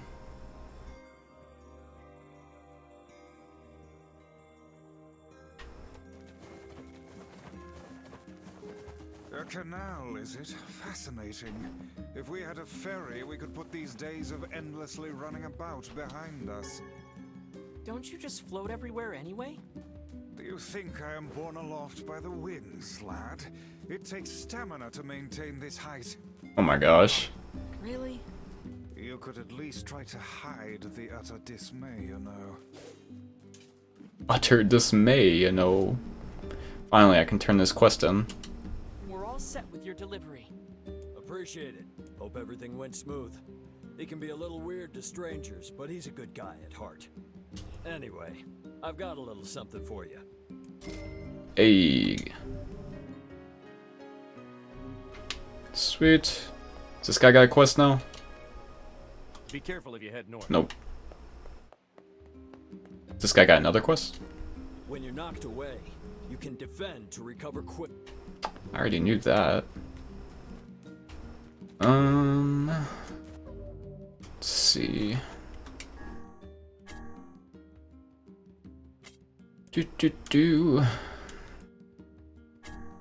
Still have not found the watermelon, have I? Nope. I've also not seen... I've not seen this runaway son. I thought he was up north, but I have not seen anyone. Unusual looking hat. I'll have to remember to look for an unusual looking hat everywhere I go, I guess. Okay, so I'm gonna look at these weapons. Bam, bam, bam, bam. So I got Rebirth and Faith recently. Looks like I guess they do more damage. So Moonrise does not do more damage. Rebirth does a little bit more damage. Faith does a lot more damage. And the fact that we can use 2 at once, of course they do more damage. This one also has more magic power. So, I'll equip this one to the left side. Equip. I'll equip this one to the right side. Oh, can you not dual wield? Oh, that was an assumption of my brain and I didn't even... Well, that makes sense. Oh, I really want to read the story of this one. There's once a famous poet in a land to the far, far east. Now in his twilight years, his ability has withered such that he could no longer craft a single stanza or verse. The poor poet spent every moment racked with sorrow for what had been lost, but one day, a monk appeared by his side, gently placed a blade in his hand, and imparted the following words. Wow. That's a poem in itself right there.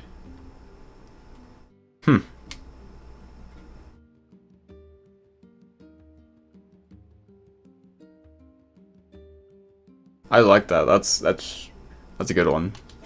I'm a big fan of that. Let's see what this sword looks like. Ooh.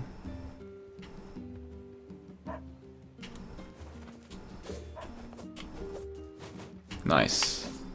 That's pretty dope.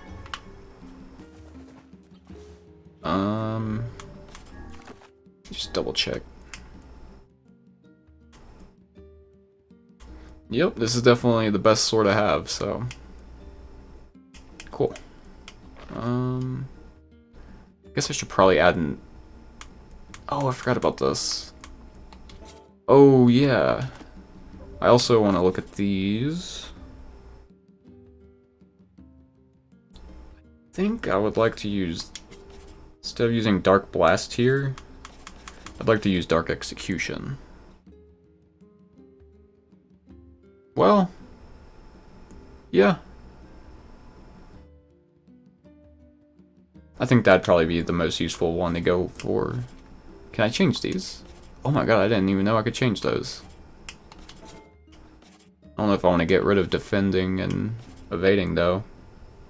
I feel like that might be a bad move. What are orders? I can call an animal? Interesting.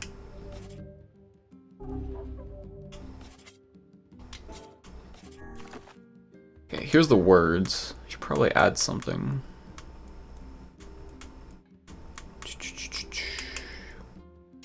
Do I already have one on here? Put best word. There we go. Nice. So that adds some attack power and some item drop rate apparently.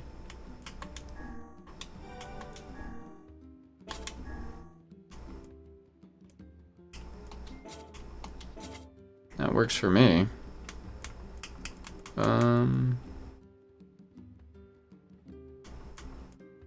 Let's also do the same thing here if we can. Oh, we can, nice. And then let's go to Dark Execution. Do the same thing. There's one more. What's that other one I use? Dark Blast, I think that's it. There. Okay. Solved a bunch of riddles and puzzles and brain freaking struggles.